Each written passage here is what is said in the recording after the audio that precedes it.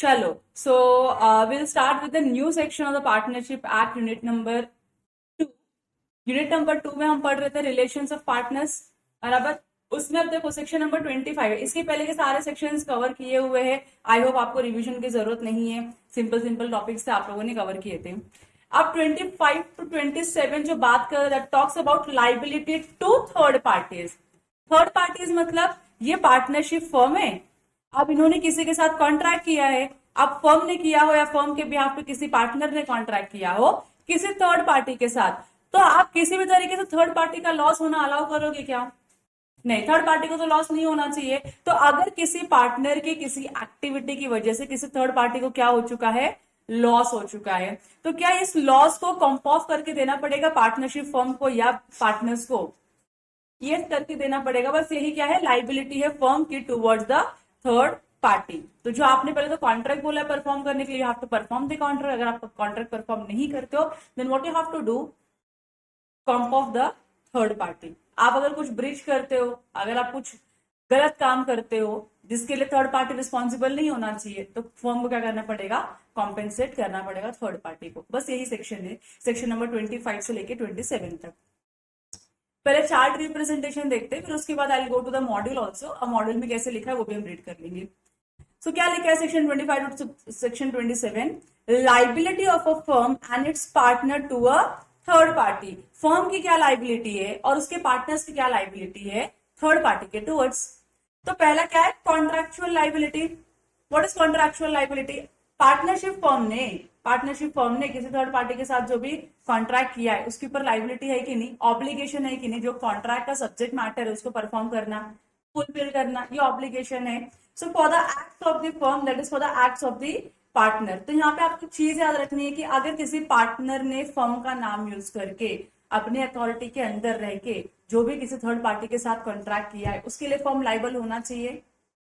Yes, firm liable होना चाहिए। So for the acts of the firm, that is acts of the partner. Partners का act is equal to partners firm का act, क्योंकि firm and the partners are one and the same personality. So firm is always liable for the all acts of the partners which are within their authority. तो partners ने अपनी authority के अंदर रह के जितने भी काम किए उस सब काम के लिए कौन रिस्पॉन्सिबल है, फर्म रिस्पॉन्सिबल है। फर्म के ऊपर बाइंडिंग ऑब्लिगेशन है कि फर्म को ये कॉन्ट्रैक्ट को परफॉर्म करना पड़ेगा, बराबर की नहीं। अब एक पार्टनर करके आता है कॉन्ट्रैक्ट, बाकी दो पार्टनर बोलते हैं मैंने नहीं, हमने कॉन्ट्रैक्ट नहीं किया, तो we are not responsible to perform this contract. ये गलत कंटेंशन है कि नहीं बाकी पार्टनर्स का? गलत है, क्योंकि जब आपके बिहाफ में कोई एक आपका पार्टनर चाहता है अपनी अथॉरिटी के अंदर रह के एक कोई पर्टिकुलर कॉन्ट्रैक्ट करके आता है किसी भी थर्ड पार्टी के साथ, तो वो कॉन्ट्रैक्ट के लिए पूरी की पूरी फर्म लाइबल होगी ना। तो एक पार्टनर रिस्पॉन्सिबल नहीं, बाकी की पार्टनर्स भी और फर्म ऑल टुगेदर सब लोग क्या होंगे, रिस्पॉन्सिबल होंगे उस कॉन्ट्रैक्ट को परफॉर्म करने के लिए। नहीं परफॉर्म किया, ब्रिच हो गया, जिसकी वजह से थर्ड पार्टी को अगर कोई लॉस हो गया, तो पूरे की पूरी जो पार्टनरशिप फर्म है लाइबल है उनको पंप ऑफ करने के लिए। यहां तक क्लियर हो गया। अब सेकेंड क्या बोलता है देखो, liability for wrongful acts of the partner. अगर फर्म ने नहीं, पार्टनर ने अगर कोई रॉन्गफुल एक्ट किया तो फर्म लाइबल होनी चाहिए क्या? फर्म को लाइबल तो होना पड़ेगा ना, क्योंकि फर्म के पार्टनर ने किया ना। अब फर्म के पार्टनर ने किया मतलब फर्म ने ही किया है, मतलब फर्म क्या होगी, लाइबल होगी। फर्म को पकड़ना इजी है कि नहीं? पार्टनर ऑब्सकॉन्ड हो सकता है, भाग सकता है इधर से उधर, लेकिन थर्ड पार्टी थोड़ी ना अपना लॉस करवा के लेगी। थर्ड पार्टी तो बोलेगी मुझको तो मेरा रिइंबर्समेंट दे दो, मुझको मेरा कॉम्पेंसेशन दे दो, क्लेम दे दो मुझको। तो किससे रिकवर करेगी? फर्म से रिकवर करेगी, फर्म भी बाकी की पार्टनर से रिकवर करेगी।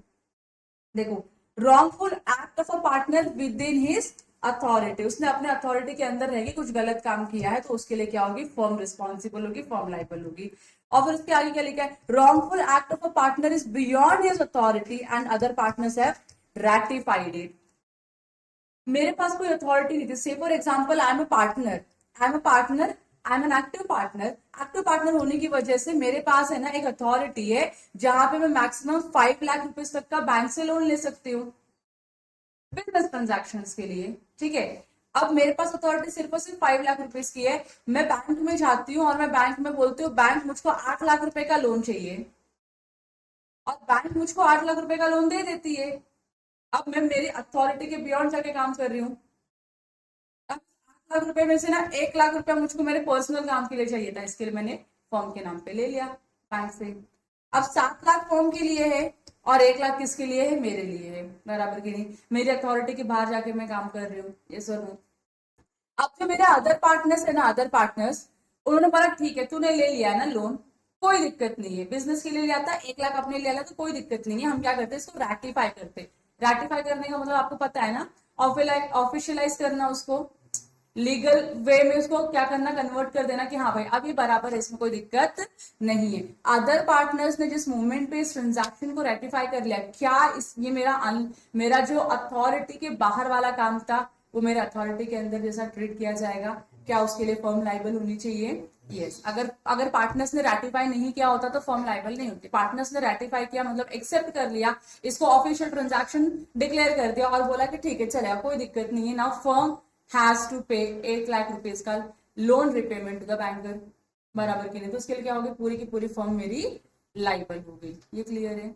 अब third, wrongful act of partner beyond his authority, अपनी अथॉरिटी के बाहर जाके किसी पार्टनर ने कोई गलत काम किया, फ्रॉड किया, तो उसके लिए कौन लाइबल होना चाहिए? पार्टनर खुद लाइबल होना चाहिए, बाकी के पार्टनर को हम रिस्पॉन्सिबल क्यों ठहरा सकते हैं? तो यहाँ पे पार्टनर क्या होगा, पर्सनली लाइबल होगा, मतलब उसने जो भी ट्रांजैक्शन अपनी अथॉरिटी के बाहर जाके किया है, जो गलत है, जो उसको नहीं करना चाहिए था फिर भी उसने किया है, तो उस सिचुएशन में पार्टनर जो है पर्सनली लाइबल होगा। मतलब अगर आपने 10 लाख रुपए का झोल किया है बाहर जाके, तो आपको 10 लाख रुपया पे करना पड़ेगा। आप नहीं बोल सकते मेरे पास सिर्फ 3 लाख रुपए है, 10 लाख रुपए कहां से लेकर आऊं? प्रॉपर्टी है, बेचो और पैसे दो। समझा आप लोगों को? तो इसका मतलब होता है पार्टनर इज पर्सनली लाइबल, बाकी के पार्टनर्स को रिस्पॉन्सिबल हम नहीं करेंगे। और फिर यहाँ पे क्या है, liability for miss application of money or property bye a partner, मतलब कि किसी ट्रांजैक्शन को कंप्लीट करने के लिए किसी थर्ड पार्टी ने किसी एक पर्टिकुलर पार्टनर को क्या दिया है, पैसा दिया है। जैसे होता है ना advance money kind of a thing, कि ठीक है मैं ट्रांजैक्शन करना चाहता हूं, उसके लिए मैंने क्या दे दिया, आपको एडवांस पैसा दे दिया। अब एडवांस पैसा अगर पार्टनर को दिया तो पार्टनर की रिस्पॉन्सिबिलिटी है ना उसको फॉर्म के बिजनेस के लिए यूज करो, बराबर की नहीं?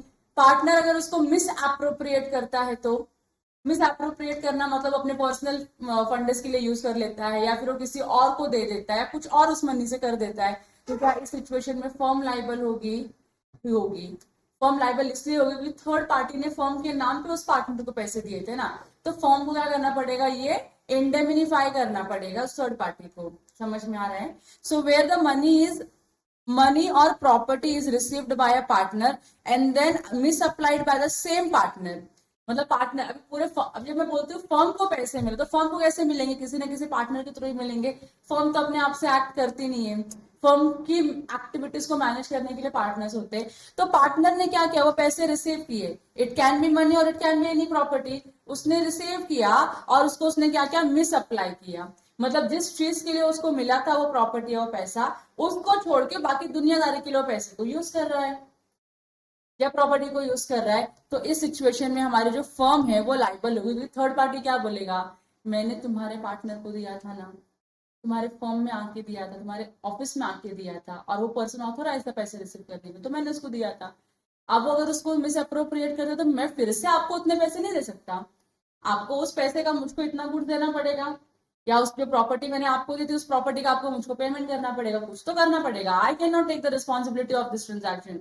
तुम्हारे पार्टनर अगर अनफेथफुल है उसके लिए मैं क्यों लॉस बेयर करूँ ना, फर्म को लॉस बेयर करना चाहिए। और फिर दूसरा क्या बोला है, whether money or property is received by the firm and then misapplied by any of the partner. अब फर्म को मिला मतलब सारे पार्टनर्स की प्रेजेंस में सब किसी एक को दे दिया, और फिर उसमें से क्या किया, किसी एक पार्टनर ने क्या किया, उसको मिस अप्लाई किया। जैसे 4 पार्टनर्स थे, कोई पर्सन आता है, आप चारों के साथ मीटिंग होती है, आपको 1 लाख रुपए का एडवांस देकर गया, बोला ये एडवांस रखिए और आप क्या करिए, इसको कॉन्ट्रैक्ट को शुरुआत कर दीजिए परफॉर्मेंस के लिए। अब भाई पार्टनर ने 1 लाख रुपया लिया, इधर गले में डाल दिया। अब गले में डालने के बाद किसी एक पार्टनर का मन मचला और उसने क्या किया, चुपके से उसमें से पैसे निकाला और फरार हो गया पैसे लेके। अब इसके लिए आप थर्ड पार्टी को रिस्पॉन्सिबल करोगे क्या?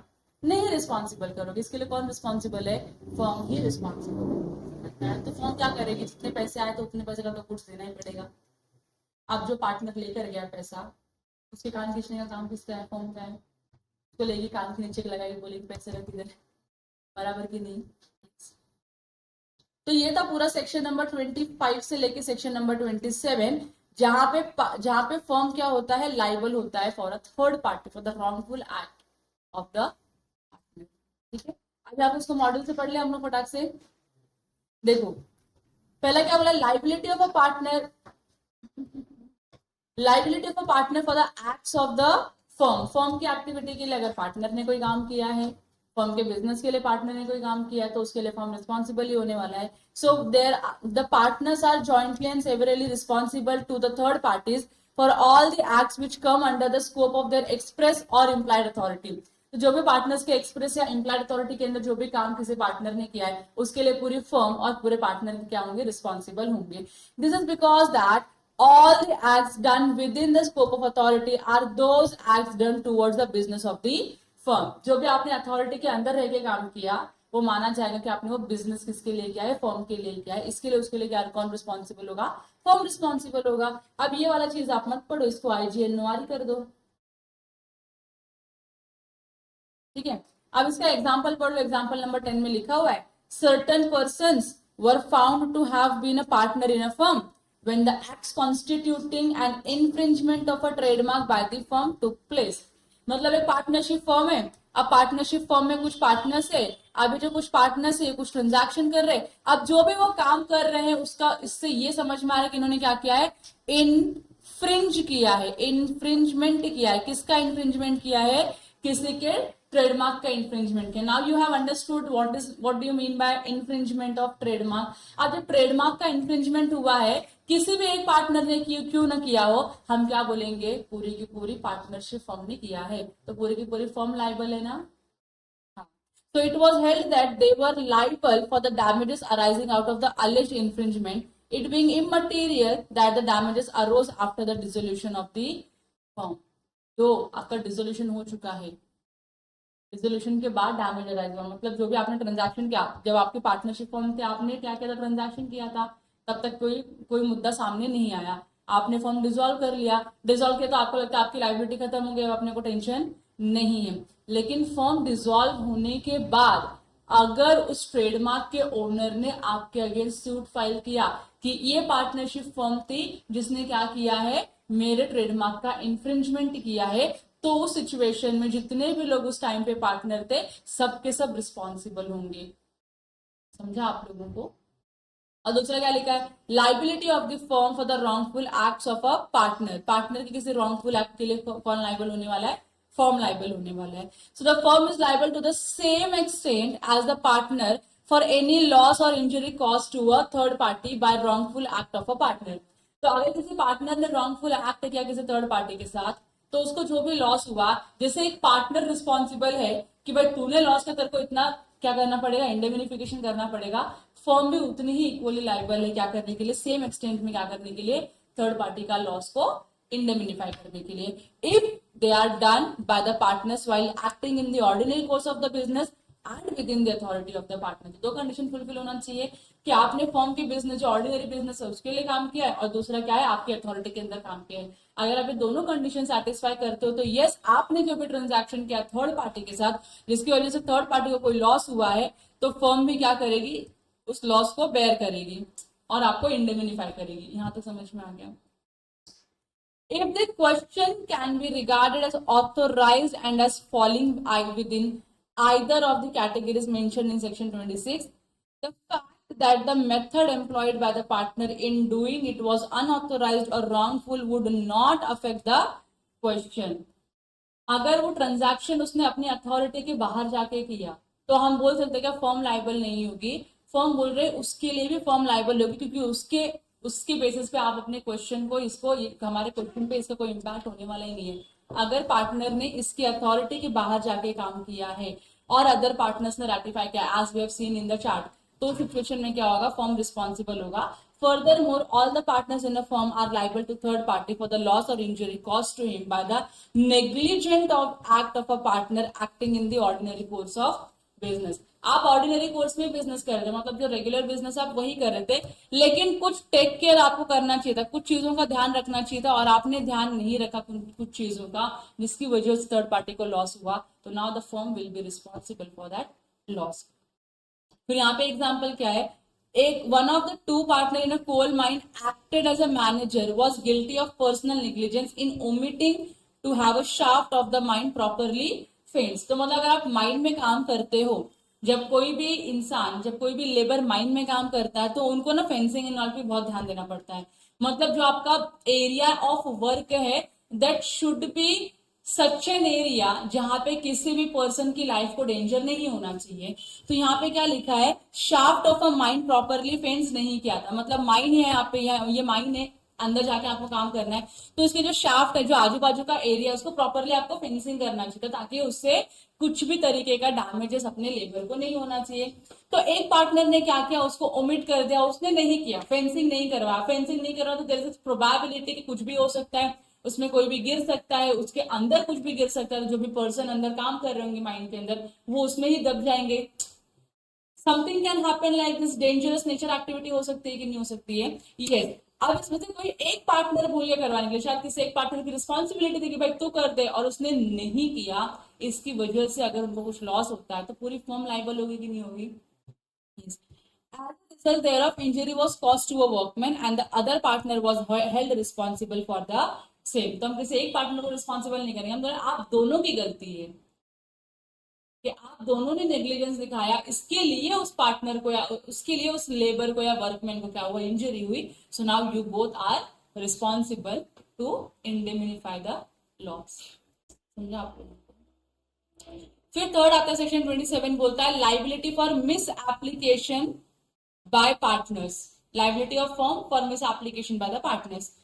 तो यहाँ पर दो कैटेगरी है, क्लॉज ए और क्लॉज बी। नीचे आ जाओगे तो आपको क्लॉज ए क्लॉज बी दिखेगा। क्लॉज ए किसके बारे में बात करता है, where a partner acts within his authority and due to his authority as a partner he receives money or property belonging to a third party and misapplies that money or property. तो यहाँ पे हो क्या रहा है, अगर कोई partner अपनी अथॉरिटी के अंदर रह के काम कर रहा है, ठीक है, और क्योंकि वो पार्टनर है उसके पास अथॉरिटी है उस पर्सन से क्या रिसीव करने का, पैसा या प्रॉपर्टी रिसीव करने का, वो रिसीव करता है और उसको क्या करता है, मिस अप्लाई करता है उस प्रॉपर्टी को, जो उसको in the capacity of a partner property या मनी मिला हुआ है, उसको वो क्या कर रहा है, मिस अप्लाई कर रहा है। So for this provision to be attracted it is not necessary that money should have actually come into his into the custody of the firm। तो वो लोग मैटर नहीं करता कि फर्म की कस्टडी में पैसा आया या नहीं आया, पार्टनर को मिल गया ना और पार्टनर ने मिस अप्लाई किया ना, फर्म रिस्पॉन्सिबल है। समझा। और सेकेंड क्लॉज क्या बोलता है,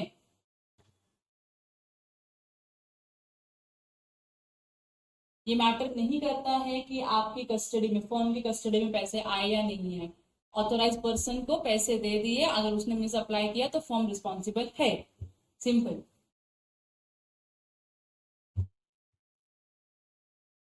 अगला है क्लॉज नंबर बी, क्या बोलता है, clause B would attract when such money or property has come into the custody of the firm and it is misapplied by any of the partner. Second clause में बोल रहा है कि firm की custody में पैसे आ चुके हैं, उसके बाद किसी पार्टनर ने अगर मिसअप्लाई किया है, सो इन दोनों ही सिचुएशन में कौन लाइबल होगा, फर्म लाइबल होगा। इन दोनों ही सिचुएशन में फर्म के पास पैसे आए तो भी लाइबल होगा, नहीं आए तो भी लाइबल होगा, अगर miss application of the fund हुआ है तो।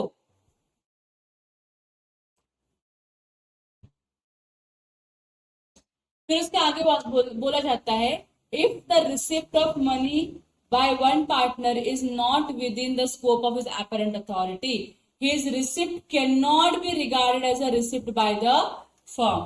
मतलब अगर कोई पार्टनर है जिसको अथॉरिटी नहीं है उस पैसे को रिसीव करने की और उसने वो पैसे रिसीव किए और अगर मिस अप्लाई करता है तो क्या फर्म लाइबल होगी उसके लिए, सोच के बताओ, फर्म लाइबल होगी क्या उसके लिए, नहीं होगी। क्यों, आपके पास अथॉरिटी नहीं थी, तो यहाँ पे थर्ड पार्टी की गलती है ना कि उसने अनऑथोराइज पर्सन को पैसे दिए, तो यहाँ पे फर्म लाइबल नहीं होगी। वही लिखा है एक्सेप्शन वाले पैराग्राफ में, if receipt of money by one partner is not within the scope of his apparent authority, his receipts cannot be regarded as a receipt by the firm and the other partners will not be liable unless the money received comes into their possession or under their control।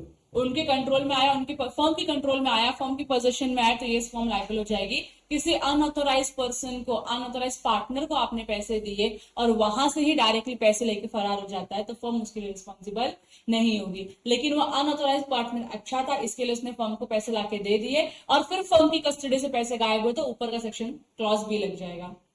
बराबर की नहीं? सो यहाँ पे example है, ABC क्या है, एक partner है for placing of car parking, मतलब कार पार्किंग का बिजनेस है इनका, और P stands his car in the parking but A sold the car to a stranger. अब पार्किंग में तुम्हारे किसी ने कार खड़ी किया है, पार्क किया है, तो वो क्या चाहता है, तुम उसकी गाड़ी बेच दो किसी और को। तो एक पार्टनर ने क्या किया, किसी पी पर्सन ने एक गाड़ी पार्क की उसकी पार्किंग लॉट में, और उसने एक पार्टनर ने क्या किया, कार किसी और को बेच दिया। बताओ क्या सारे पार्टनर रिस्पॉन्सिबल होंगे इसके लिए? पूरी फर्म रिस्पॉन्सिबल होगी ना इसके लिए, क्योंकि आपके एक पार्टनर ने अपनी अथॉरिटी के अंदर रह के ऑर्डिनरी कोर्स ऑफ बिजनेस अगर परफॉर्म किया और दूसरे थर्ड पार्टी को लॉस हुआ, तो पूरी की पूरी फर्म लाइबल हो जाएगी। So for this liability the firm is liable for the acts of A. समझा आप लोगों को क्या है?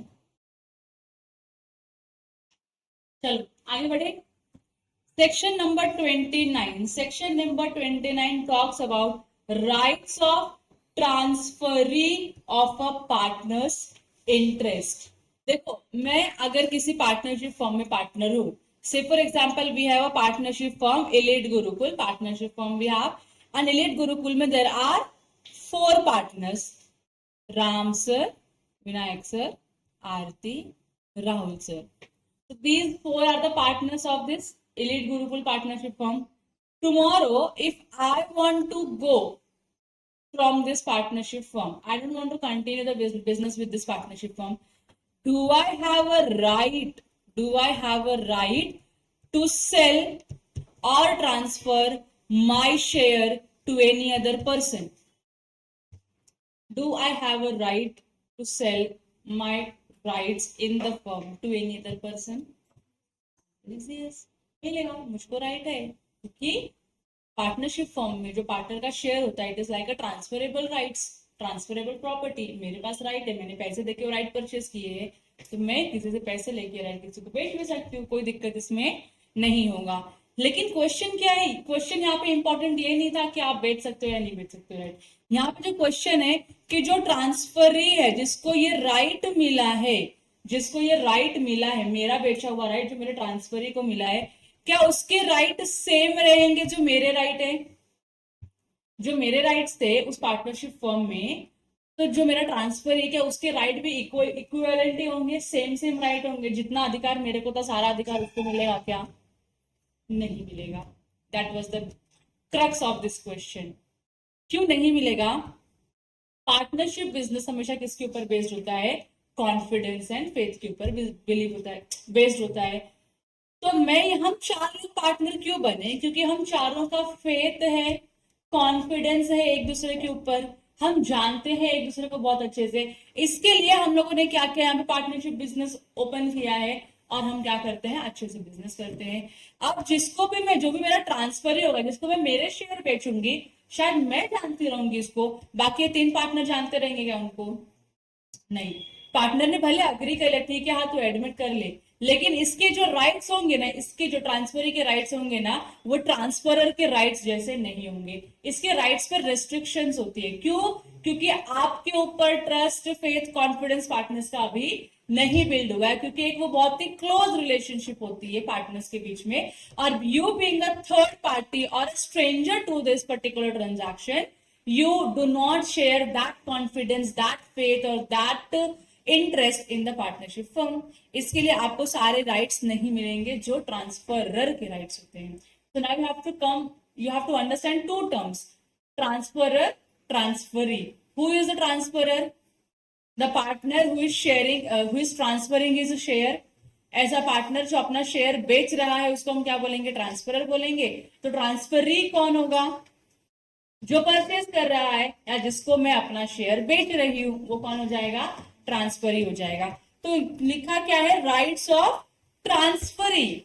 हम ट्रांसफरी का राइट डिस्कस कर रहे, ट्रांसफर का राइट डिस्कस नहीं कर रहे। So rights of transferee of a partner's interest, तो अगर किसी पार्टनर ने अपना इंटरेस्ट बेचा है, सेल किया है, ट्रांसफर किया है, प्लेज किया है, मॉर्गेज किया, जो भी किया है उसने, उस पे जो थर्ड पार्टी है, जो ट्रांसफर है, उसके क्या क्या राइट्स होते हैं वो हमको समझना है। वो समझने के लिए ही आपको सेक्शन नंबर 29 पढ़ना है। यहां तक क्लियर है आप लोगों को कि सेक्शन नंबर 29 हम पढ़ क्यों रहे, ये क्लियर है आप लोगों को? हमको ये समझना है कि एक ट्रांसफरी जो है उसको क्या क्या राइट्स मिलते हैं पार्टनरशिप फर्म में। ट्रांसफरी मतलब is not admitting a new partner kind of thing. Admission अलग होता है, ट्रांसफर मेरा राइट्स किसी को बेचना वो थोड़ा अलग होता है, थोड़े से मतलब स्लाइट डिफरेंस है, लेकिन there is a difference. So a share in a transfership is transferable like any other assets. जैसे बाकी के असेट्स हम बेचते हैं वैसे भी बेचने लायक ही है। And it can be transferred either by selling or mortgaging it, but the transfer it does not become a partner. जब आप किसी को ट्रांसफर करते हो तो वो जो बंदा जो ट्रांसफर ही वो पार्टनर बनता है क्या? नहीं, वो पार्टनर नहीं बनता। He can not enjoy the same rights and privileges as the original partner. जो ओरिजिनल पार्टनर है जिसका जो राइट प्रिविलेज था, वो सारे राइट्स एंड प्रिविलेजेस ट्रांसफरी को नहीं मिलते हैं। यहां तक क्लियर है आप लोगों को? तो उसके राइट्स क्या होते हैं? तो उसके राइट्स देखने के लिए हमको दो अलग अलग टर्म देखने पड़ेंगे। पहला क्या है, अगर पार्टनरशिप कंटिन्यूएशन में है तो क्या होगा उसका राइट्स, और अगर पार्टनरशिप डिसॉल्व होती है तो उसका राइट क्या होगा। हो सकता है ना कि पार्टनरशिप कंटिन्यू भी हो सकती है। अगर 5 पार्टनर थे, एक पार्टनर अपना शेयर बेच के जा रहे हैं, तो 4 पार्टनर ने डिसाइड किया कि हम बिजनेस कंटिन्यू करेंगे, तो कंटिन्यूएशन में ट्रांसफर का राइट क्या आएगा? या तो फिर दो पार्टनर थे, एक पार्टनर बोलता है मैं जा रहा है फर्म को छोड़ के, तो दूसरा पार्टनर बोलेगा मैं अकेले बिजनेस नहीं करेगा, तो उसने क्या किया, डिसॉल्व कर दिया फर्म को। तो ट्रांसफरी के राइट्स क्या होंगे? दो अलग अलग सिनारियो में आपको दो अलग अलग राइट्स देखने होंगे ट्रांसफरी के। तो पहला, अगर कंटिन्यूएशन है पार्टनरशिप फर्म का, तो transfer is not entitle. Not entitle मतलब ये सारे राइट्स उसको नहीं मिलेंगे। पहला, interfere in the conduct of the business.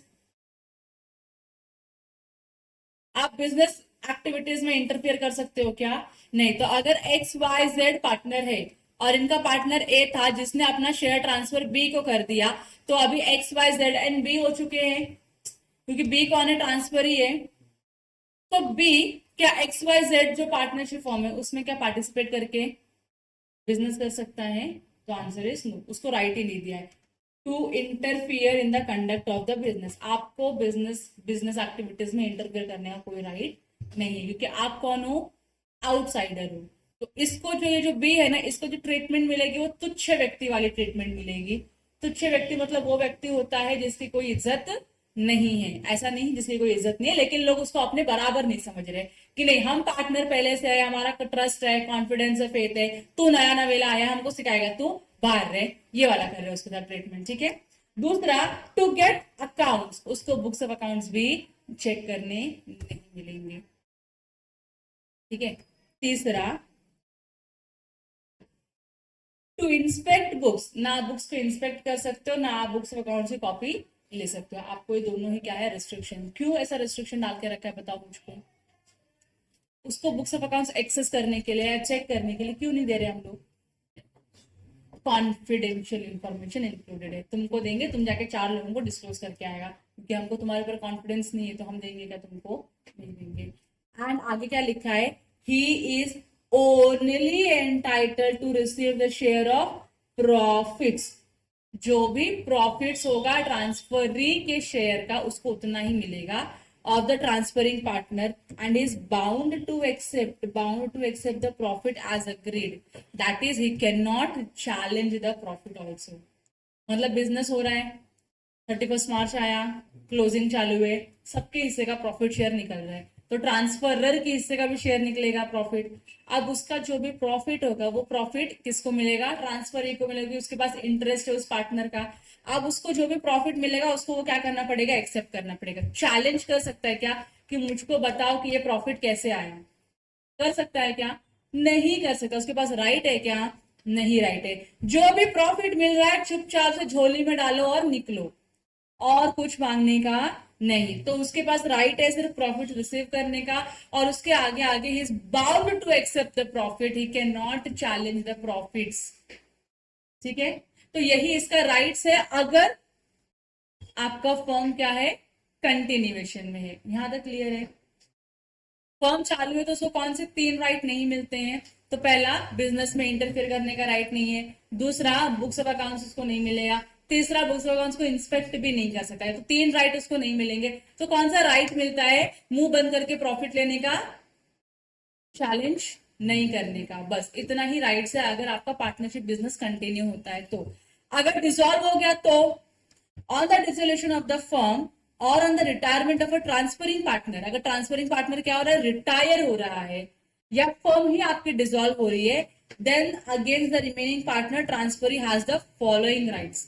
तो अब कौन कौन से राइट्स ट्रांसफरी को मिलेंगे? तो पहला है, receive the share of the assets of the firm, क्योंकि फर्म डिसॉल्व हो रही है, या पार्टनर जो ट्रांसफर पार्टनर है वो जा रहा है फर्म को छोड़ के, तो अपने हिस्से का प्रॉफिट और प्रॉपर्टी दोनों लेके जाएगा ना, प्रॉपर्टी भी लेके जाएगा, प्रॉफिट भी लेके जाएगा, बराबर की नहीं?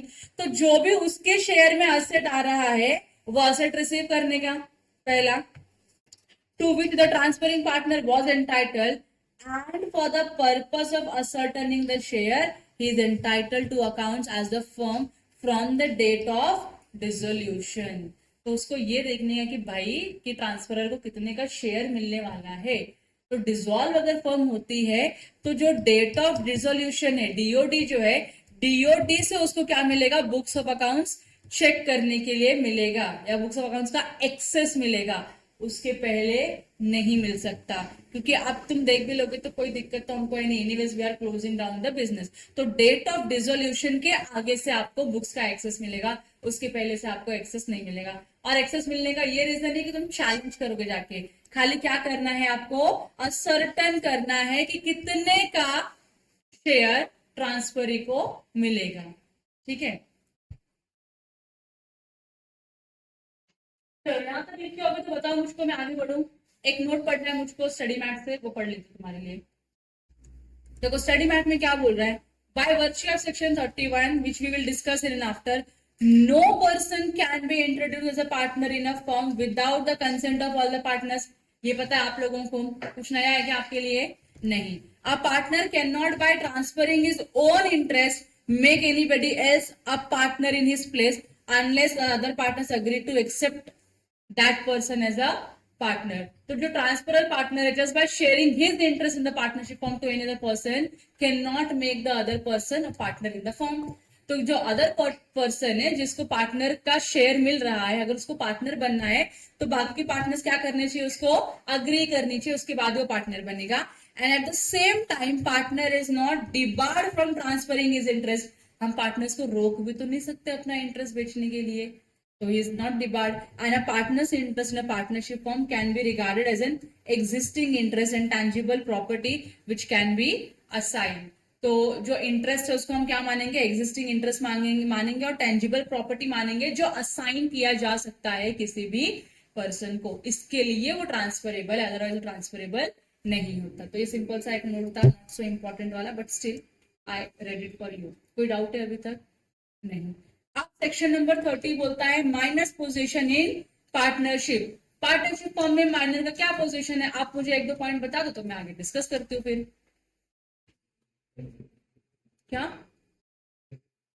खाली बेनिफिट मिलेगा, लॉस के लिए रिस्पॉन्सिबल नहीं होगा। और माइनर को आप पार्टनरशिप फॉर्म में तभी ले सकते हो जब सारे पार्टनर्स अग्री करे। तो if there are 10 partners in a partnership firm, so all this 10 person has to agree that okay we are admitting this minor as a partner. और ये क्यों होना चाहिए? फर्म के बेनिफिट के लिए होना चाहिए, फर्म के लॉस के लिए नहीं होना चाहिए। So a minor can not become a partner in a firm because partnership is founded on a contract that a contract with the minor is void ab initio।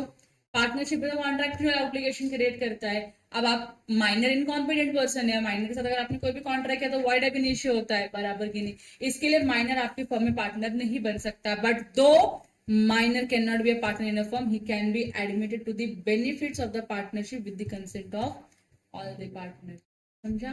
तो पार्टनरशिप के benefit के लिए सारे पार्टनर्स का approval लेके हम उस minor को एडमिट कर सकते हैं अपने पार्टनरशिप फर्म में। और यहाँ पे नोट में लिखा है we have to put the rights and liabilities of a minor in.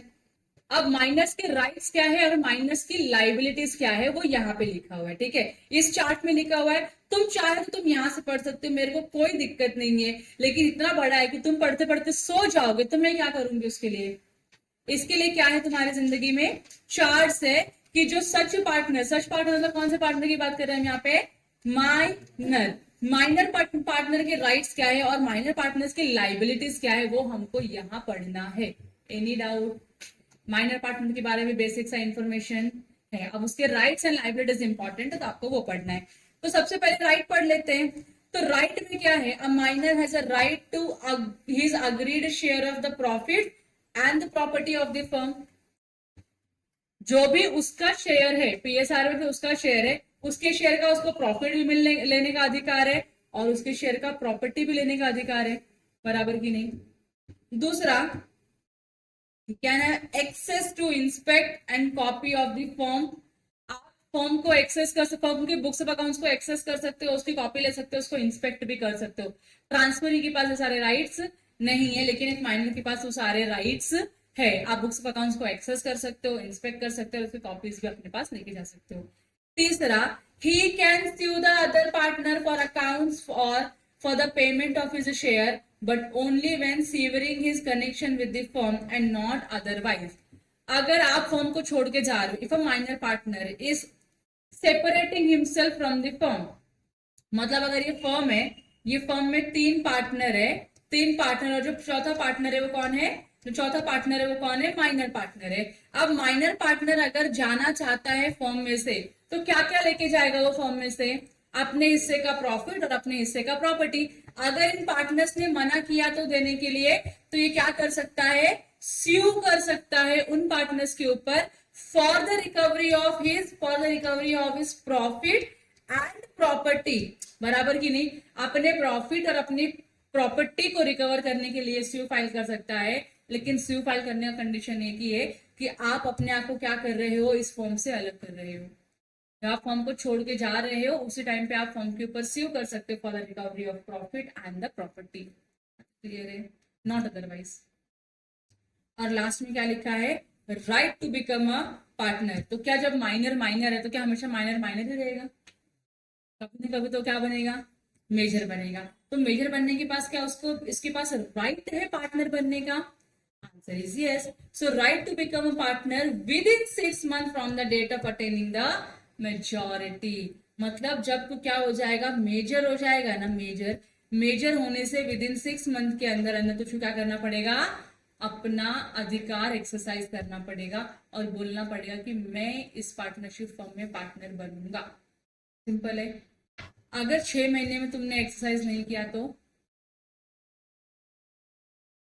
Deemed partner मान लिए जाओ। क्या मान जाओगे, डीम्ड पार्टनर। और when he comes to know whichever, और अच्छा इसके देखो पॉइंट्स देखो, मैं पढ़ में एक बार बताती हूँ तुमको। और right to become a partner within 6 months from the date of attaining the majority. जिस दिन आप मेजर बन जाते हो वहां से 6 महीने का आपके पास टाइम होता है। 6 महीने में if you want to become a partner accepted, if you do not want to become a partner give the notice of rejection कि मुझे पार्टनर नहीं बनना है। और when he comes to know whichever is later, when he comes to know का क्या मतलब है, यहाँ पे जब उसको मालूम पड़ता है कि भाई मैं मेजर हो चुका हूँ। कभी कभी तो आपको आपकी डेट ऑफ बर्थ पता नहीं होती है, तो यू डोंट नो कि आप 18 साल के हो कि 19 साल के हो कि 20 साल के हो। तो आपको कभी तो मालूम पड़ता है कि अरे हाँ, या किसी डॉक्यूमेंट से कोई आके आपको बताता है कि अरे तेरा डेट ऑफ बर्थ ये है, अब तुम क्या हो चुके हो, मेजर बन चुके हो। तो जिस दिन आपको मालूम पड़ा कि आप मेजर बन चुके हो, उस दिन भी आप क्या कर सकते हो, सिलेक्ट कर सकते हो whether you want to become a partner or you do not want to become a partner. ठीक है, इसके राइट्स एक बार यहां से देख लो। देखो, a minor has a right to his agreed share of profits and the assets of the firm. फिर दूसरा क्या है, he can have access to inspect the copy of the accounts of the firm. तीसरा क्या है, he can sue the other partners for accounts or for the payment of his share, but only when severing his connection with the firm and not otherwise. और last में क्या बोला है, on attaining the majority he may within 6 months elect to become a partner or not to become a partner. If he elects to become a partner then he is entitled to the share to which he was entitled as a minor। तो आपने बोला कि नहीं मुझे partner बनना है, तो जब आप माइनर थे तो आपका शेयरिंग 30% था, तो मेजर होने के बाद भी कितना रहेगा आपका शेयरिंग, 30% ही रहेगा। तो माइनॉरिटी में जो आपका पीएसआर था या जो आपके राइट्स थे वो आपके मेजर में भी आपको मिलेंगे।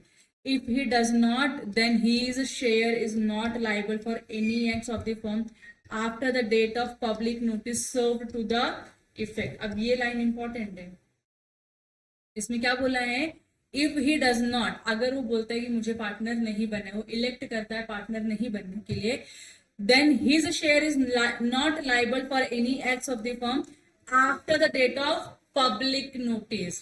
तो मतलब क्या है, आपको विद इन 6 मंथ का टाइम पीरियड दिया है, so you become the major year, major बन गए तो यू हैव अ 6 मंथ का टाइम। 6 मंथ में आपको क्या करना है, या तो पार्टनर बनना है या तो पार्टनर नहीं बनना है, नहीं बनना है, बराबर कि नहीं। अब आपको पार्टनर नहीं बनना है तो इस सिचुएशन में you have to give public notice, public notice देना और बोलना है कि I am not becoming a partner in the firm. जिस दिन आपने पब्लिक नोटिस दिया, आपकी जो लाइबिलिटी है उतने ही दिन पे क्या हो जाएगी, रुक जाएगी। मतलब आपके असेट्स, आपकी प्रॉपर्टी रिस्पॉन्सिबल नहीं होंगे फर्म की लाइबिलिटी के लिए। अगर आपने पब्लिक नोटिस नहीं दिया, 6 महीने एक्सपायर हो गए, तो you are considered as a deemed partner, so hence your property in the partnership firm will be attached to pay the liability of the firm.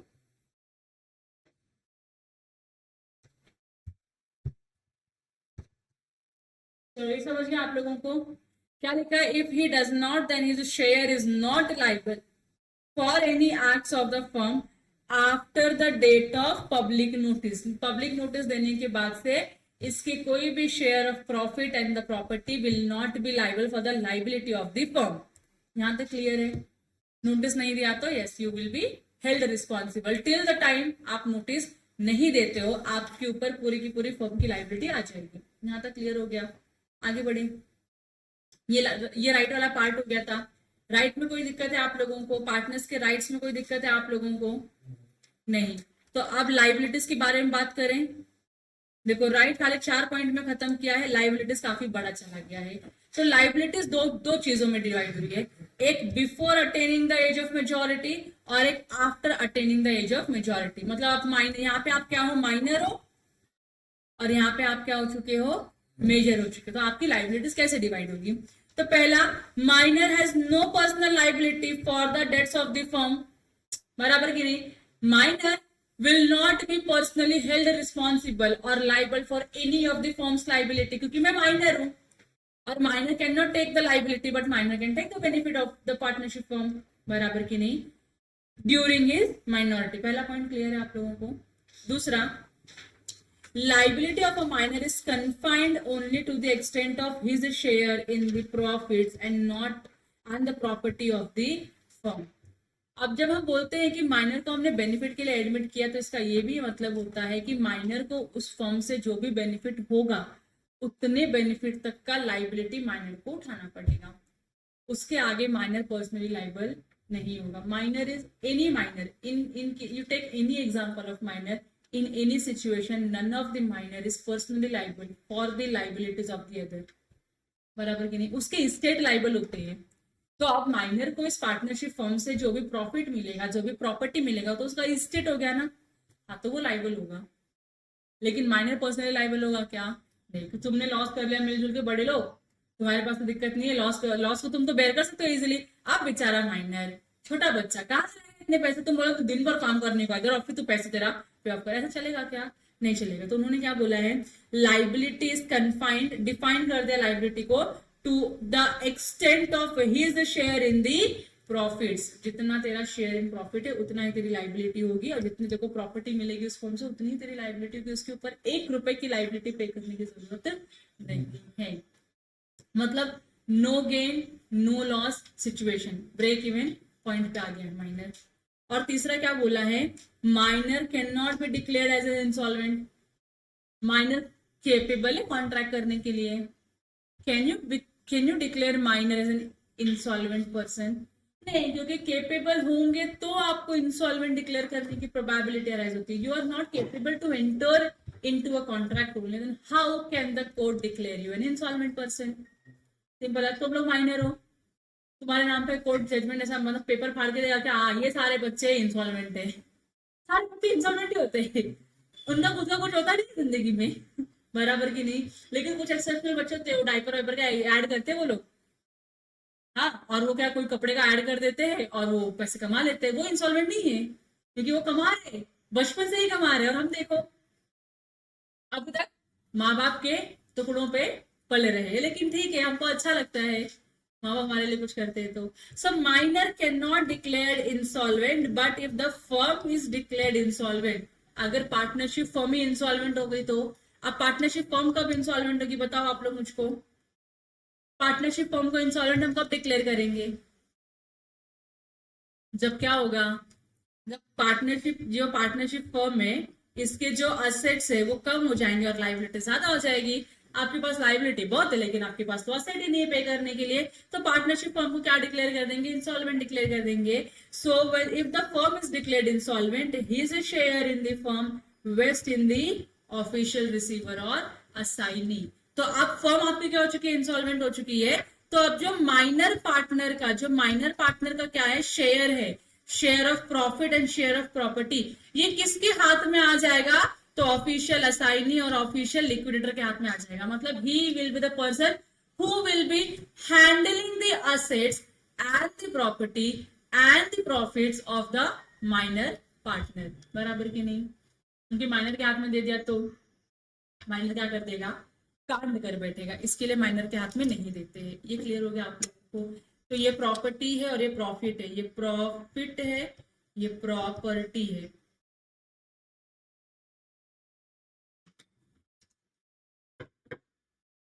O L O ए का मतलब है official assignee, official liquidator. तुम्हारे liquidator ने लिखा, तुम are लिख दो, O R, official receiver लिख दो, ठीक है। यहां तक क्लियर है।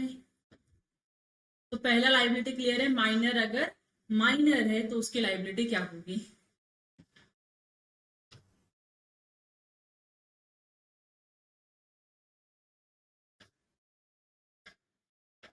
होने वाला, ये भी यूनिट खत्म होने वाला है, 4 पेज और बाकी है मेरे से। चलो आगे बढ़ू।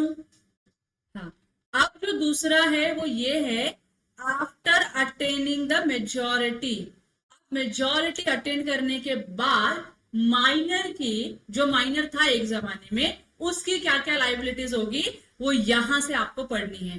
तो पहले तो उसकी लाइबिलिटी डिवाइड होगी कि तुझे पार्टनर बनना है या तुझे पार्टनर नहीं बनना है, उसके ऊपर तेरी लाइबिलिटी होगी। So if he elects to become a partner, अगर वो बोलता है कि मैं पार्टनर बनेगा, तो क्या लिखा है देखो, ही बिकम्स पर्सनली लाइबल। सबसे पहली चीज यहीं पे इसको डुबा दी, तो क्या हो जाएगा, पर्सनली लाइबल होगा। अब तक किसी भी सिनेरियो में पर्सनली लाइबल था क्या, वो नहीं। मेजॉरिटी अटेंड करने के बाद उसने चूज किया कि उसको पार्टनरशिप फॉर्म में पार्टनर बनना है, तो जिस मोमेंट पे उसने चूज किया उस मोमेंट से वो क्या हो जाएगा, पर्सनली लाइबल हो जाएगा to third parties for all the acts of the firm since he was admitted to the benefits. ये ले डूबने वाली पॉइंट है, ये पॉइंट आपको ले डूबती है। क्या बोला, जिस दिन से तुम एडमिट हुए थे ना for the benefit of the partnership firm, उस दिन से फर्म ने जितनी भी लाइबिलिटी इनकर करी है उन सब लाइबिलिटीज के लिए ये भी क्या होगा, पर्सनली रिस्पॉन्सिबल होगा। समझा आप लोगों को crux of the section. Supriya क्या किया लोगों ने, पहले तो बेनिफिट बेनिफिट बेनिफिट दिखा दिया, अब जैसे बंदे ने बेनिफिट देख लिया वो लोगों ने, मतलब benefit is equal to your carrot, carrot and stick approach करके एक अप्रोच होता है सेबी में, वो बोलते हैं।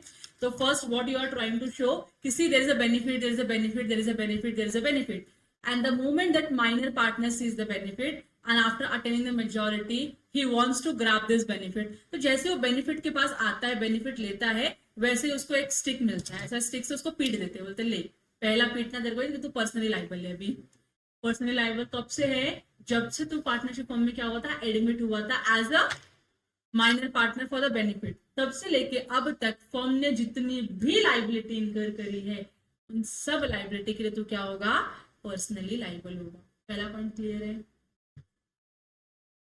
His share in the property and the profits remain same as decided.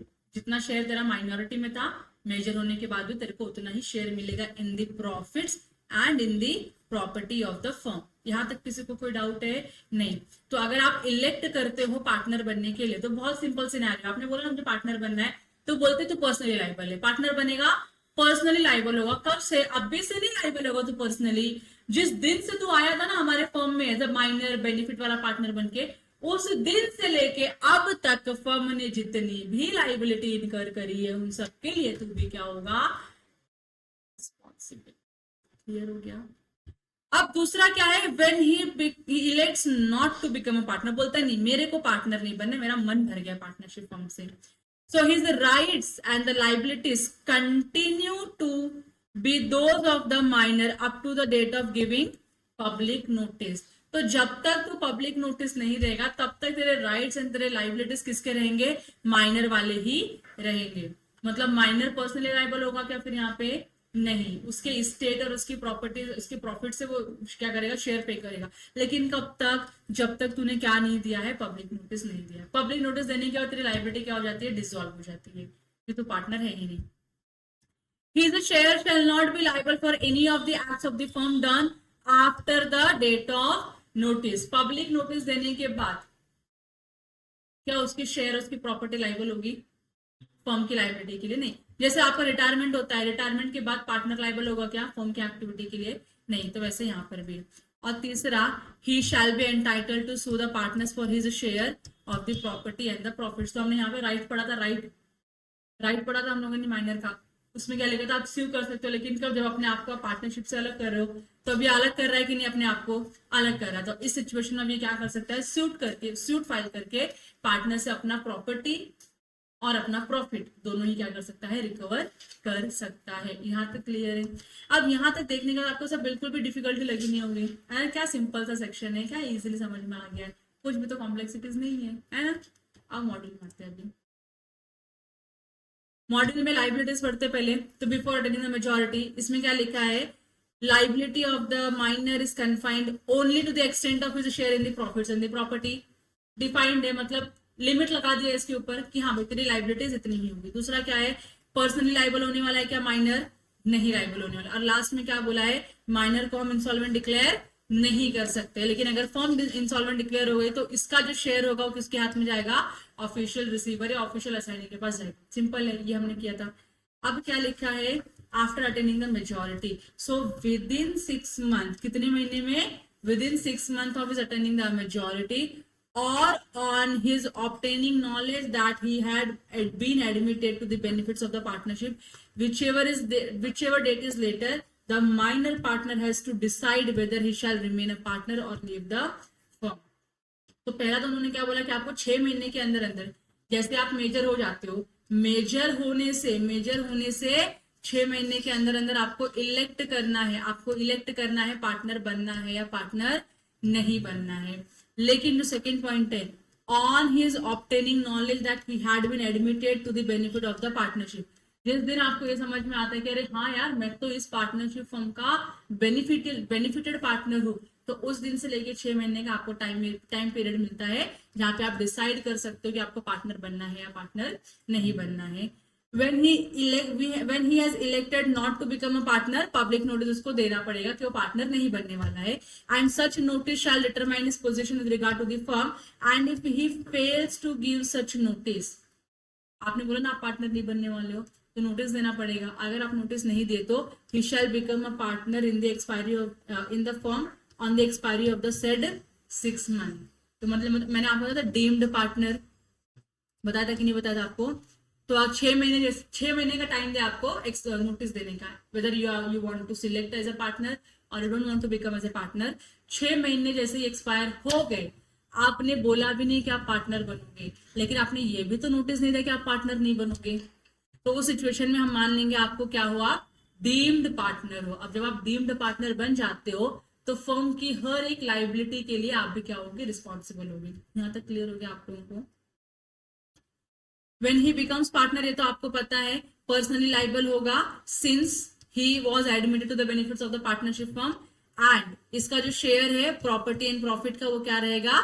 Same रहेगा, रिमेन्स सेम। यहाँ तक कोई दिक्कत नहीं है। अगर आप पार्टनर नहीं बनने का डिसाइड करते हो तो his liabilities and rights continue to be those of minor up to the date of giving public notice। तो जब तक आप पब्लिक नोटिस दोगे तब तक के आप क्या माने जाओगे, माइनर ही माने जाओगे, और माइनर के राइट्स एंड लायबिलिटीज आपको मिलेंगे। Shall not be liable for the act of the firm after the date of public notice, notice देने के बाद you are not liable. And third, आप स्यू कर सकते हो for recovering of profit and property of the firm. यहाँ तक clear हो गया, यहाँ तक सिंपल है, यहाँ तक सिंपल है, कोई डाउट नहीं, बस इतना ही था। Rights of minor partner, rights and liabilities of minor partner, यहां तक कोई डाउट नहीं है ना आप लोगों को। अब इसके बाद सेक्शन नंबर 31 से लेके 35 बोलता है legal consequences of partner coming in and going out. अगर कोई पार्टनर आता है फर्म या कोई पार्टनर जाता है फर्म से तो उसके लीगल कॉन्सिक्वेंसेज क्या होंगे। सिंपल है, पीएसआर चेंज हो जाएगा, आप लोगों का कैपिटल लेके आएगा, गुडविल लेके आएगा, कैपिटल लेके जाएगा, गुडविल लेके जाएगा, बाकी की चीजें सेम होती है। सो मैं कंटिन्यू करती हूँ, फिर उसके बाद यहाँ पे आएंगे सेक्शन 33 में हम क्या करेंगे, ब्रेक लेंगे। खत्म करने के बाद, यूनिट खत्म करने के बाद ब्रेक लेते हैं, यूनिट खत्म हो जाएगा फटाक से, ज्यादा टाइम नहीं लगेगा अभी इसको। लो क्या लिखा है, सेक्शन 31 बोलता है इंट्रोडक्शन ऑफ अ पार्टनर। अगर आप पार्टनर को इंट्रोड्यूस करो, इंट्रोडक्शन मतलब क्या हो गया, इनकमिंग पार्टनर है कि नहीं है, इज ही इनकमिंग पार्टनर, तो answer is yes. Subject to the contract between the partners and the provisions of section 30, no person shall be introduced as a partner in a firm without the consent of all the existing partners. ये आप लोगों ने 10 बार पढ़ चुका है। Subject to the provision of 30, a person who is introduced as a partner into a firm does not thereby become liable for any act of the firm done before he became a partner. समझे क्या लिखा है ये financial year है, यहाँ पे 1 अप्रैल आता है, यहाँ पे 31 मार्च आ रहा है, ठीक है। आपका इधर एडमिशन हुआ है समवेयर अराउंड 31 मई 24 में, आप क्या बन चुके हो, पार्टनर बन चुके हो, तो ये क्या है आपका डेट ऑफ एडमिशन। तो जो पार्टनर यहां से आया, ये क्या, ये कौन सी एक्टिविटी के लिए लाइबल होगा, इसके आगे की एक्टिविटीज के लिए लाइबल होगा कि नहीं होगा, क्योंकि आप पार्टनर बनने के बाद फर्म ने लाइबिलिटी इन करके, तो ये लाइबल होगा, यहाँ पे ये लाइबल है, यहाँ पे इसके पहले जो ट्रांजैक्शन होके यहाँ पे लाइबल है, तो यहाँ पे क्या होगा, नॉट लाइबल होगा। सिंपल है, आप एडमिट होने के पहले हम कैसे आपके ऊपर, मतलब बच्चा पैदा होने के पहले आप उसके ऊपर कैसे बोल सकते हो 10 से पास होकर निकलना पड़ेगा, नहीं हो सकता ना। आएगा आप 10-15 साल होंगे, उसके बाद 10वीं पास करेगा, आज का 10वीं पास कर सकता है क्या, आज का इसको नॉलेज आएगा, पूरा ब्रह्मांड का नॉलेज आ जाएगा उसके अंदर, नहीं आएगा। तो वही बात होती है, यहाँ पे लाइबिलिटी को क्या किया जा रहा है, रिस्ट्रिक्ट किया जा रहा है, बाकी की और कुछ चीजें नहीं है।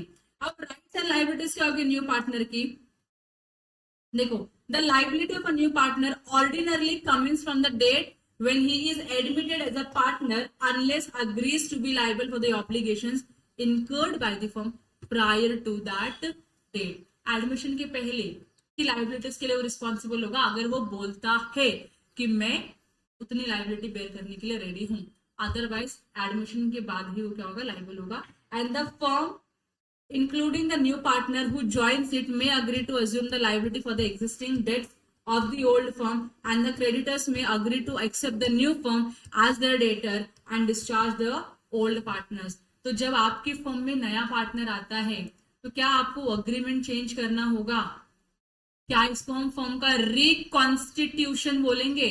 पहले 3 पार्टनर थे ए बी सी, तो A B C and partners firm थी, अब वो लोगों ने डी को एडमिट किया, तो अब क्या हो गया, A B C D and partners हो गया, तो अभी नया फॉर्म आ गया ना।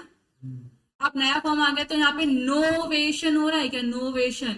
अब पुराना कॉन्ट्रैक्ट डिस्चार्ज करना पड़ेगा, उसके बदले में नया कॉन्ट्रैक्ट आ रहा है, Indian contract act, novation where the old contract where the contract need not to be performed by the partners, बराबर की नहीं। तो अब जब नया कॉन्ट्रैक्ट आ रहा है पुराने कॉन्ट्रैक्ट के प्लेस पे, तो नया कॉन्ट्रैक्ट आपको पुराना कॉन्ट्रैक्ट आपको परफॉर्म करने की जरूरत ही नहीं है, you are bind by the new contract. तो अब तुम्हारे क्रेडिटर्स है, क्रेडिटर्स की बैलेंस शीट में तुम्हारा नाम होगा डेटर्स करके, एबीसी एंड पार्टनर्स, अब वो किससे रिप्लेस हो जाएगा, एबीसीडी एंड पार्टनर्स, बराबर की। वो खाली इतना चेंजेस करना पड़ेगा, नोवेशन वाला चेंजेस करना पड़ेगा, बाकी everything remains the same. And the creditor's consent is necessary in every case to make the transaction operative. अब आप बिना क्रेडिटर का अप्रूवल लिए आप अपनी फर्म का नाम चेंज नहीं कर पाओगे, क्योंकि अगर आपने फर्म का नाम चेंज किया, कल को पार्टनर बोले, क्रेडिटर बोलेगा शिट यार ये फर्म तो पहले यहाँ थी, अभी फर्म ही नहीं है, मतलब उसके पैसे डूब गए, नहीं ना। तो उसको बताना जरूरी कि सर हम अपना नाम चेंज करें, तो प्लीज आप भी अपने बुक्स ऑफ अकाउंट में मेरा नाम चेंज कर दीजिए, और वो नाम चेंज करता है, मतलब he has agreed to it, Novation is the technical term in a contract for the substituted liability, of course not confined only in the case of partnership. सिर्फ पार्टनरशिप में नहीं, हर जगह पे ऐसा ही होता है, हर किसी भी कॉन्ट्रैक्चुअल ऑब्लिगेशन आप चेंज करते हो, नोवेशन लाते हो, तो नोवेशन क्या होगा, जो नया कॉन्ट्रैक्ट है वो फॉलो करना पड़ेगा, और इस टाइम पे ट्रांजैक्शन को ही क्या बोला जाता है, नोवेशन बोला जाता है। ये क्लियर हो गया। Second, in case of partnership of two partners, अगर दो ही पार्टनर है तो the section does not apply to a partnership of two partners which is automatically dissolved by the death of any one of them। अगर कोई एक मर गया तो दो ही पार्टनर थे, मिनिमम कितने लोग लगते पार्टनरशिप करने के लिए, दो लोग लगते, एक मर गया एक ही बचा, तो क्या पार्टनरशिप एग्जिस्ट हो रहा है, नहीं। तो यहाँ पे ये क्या होता है, ऑटोमेटिकली क्या हो गया है, फर्म डिसॉल्व हो गया है, फर्म क्या हो गया है, डिसॉल्व हो गया है। समझ में आया। अब फर्म डिसॉल्व होने के बाद जो रिमेनिंग पार्टनर है वो चाहे, अभी फर्म तो बंद ही हो गया, अब इसको क्या करना पड़ेगा, अगर बिजनेस कंटिन्यू करना है तो एक और पार्टनर ऐड करना पड़ेगा, और ये दोनों मिलकर क्या करेंगे, नया बिजनेस चालू करेंगे, and this will be treated as again. Clear हो गया। नया कॉन्ट्रैक्ट आएगा, नई पार्टीज आएंगे, सब कुछ होगा नया नया से, तो कोई दिक्कत नहीं है। सेक्शन 32 बोलता है retirement of a partner, partner अगर रिटायर हो गया तो So a partner may also retire from the existing firm, and the partner who retires from an existing firm is known as retiring partner or outgoing partner। Incoming partner, outgoing partner, incoming call, outgoing call, बराबर की नहीं। वैसे ये क्या है, incoming partner, और अगर partner छोड़ के जा रहे हैं तो उसको क्या बोलोगे, आउटगोइंग पार्टनर बोलोगे या रिटायरिंग पार्टनर बोलोगे। सो अ पार्टनर में retire from the firm in any of the following 3 modes. या तो अपना कंसेंट दे दो, कंसेंट क्या करोगे, आप बोलो कि भैया मैं रिटायर हो रहा है, तुम देख लो अपना अभी।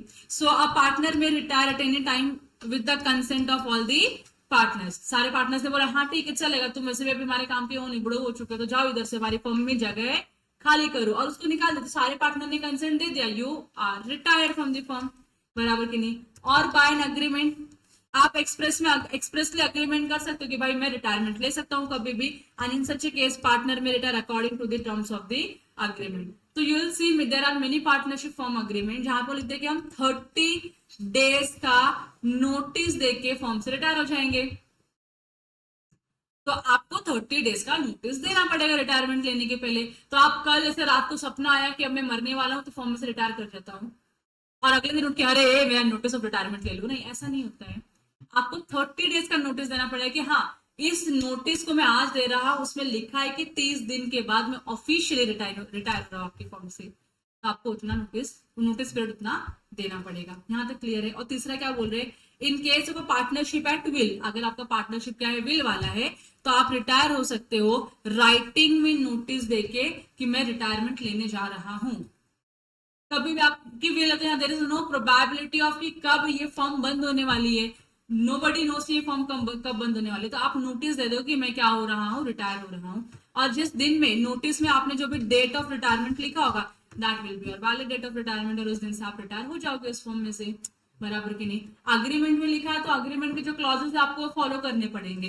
कंसेंट आपने ले लिया तो जिस दिन आपको सारे पार्टनर कंसेंट मिल गया उस दिन से आप रिटायर हो गए। अग्रीमेंट में जो टर्म्स एंड कंडीशंस लिखे थे आपने क्वालिफाई किए उस दिन से आप क्या रिटायर हो गए। और तीसरा, अगर आप नोटिस देके रिटायरमेंट लेते हो तो जिस दिन आपने नोटिस में जो लिखा है date of retirement that will be your date of retirement. Notice में डेट नहीं लिखा रिटायरमेंट का तो क्या करोगे, नोटिस दिया उसमें डेट ऑफ रिटायरमेंट नहीं लिखा है, अब क्या करोगे, कब रिटायर हो जाओगे, जिस दिन नोटिस दिया उस दिन आप रिटायर हो जाओगे। स्मार्ट हो ना आप लोग, कितने स्मार्ट हो।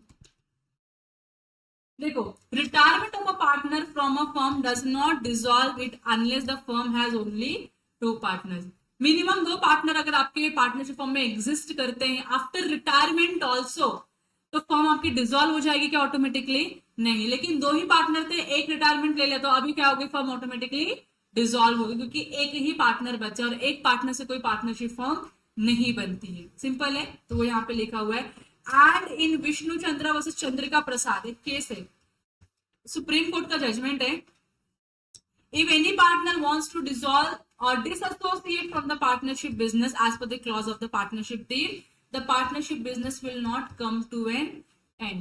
वो बोल रहा है मैं अपने आप को डिसएसोसिएट कर रहा हूँ, मैं क्या कर रहा हूँ, अपने आप को फर्म से अलग कर रहा हूँ। फर्म से अलग क्यों कर रहा हूँ, क्योंकि हमारे पार्टनरशिप टर्म में जो हमारे पार्टनरशिप में डीड है उसमें टर्म लिखा है कि पार्टनर अपने आप को डिसएसोसिएट कर सकता है।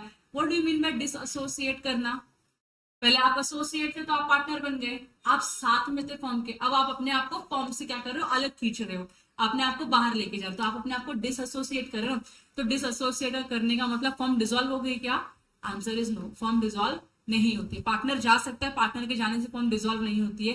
फर्म डिसॉल्व होने के लिए एक ही चीज रिक्वायर्ड है, अगर आपके पार्टनर के नंबर्स मिनिमम 2 से नीचे आ गए रिड्यूस होके, तो फर्म डिसॉल्व होगी, वरना फर्म डिसॉल्व नहीं होगी। ये सुप्रीम कोर्ट का जजमेंट था।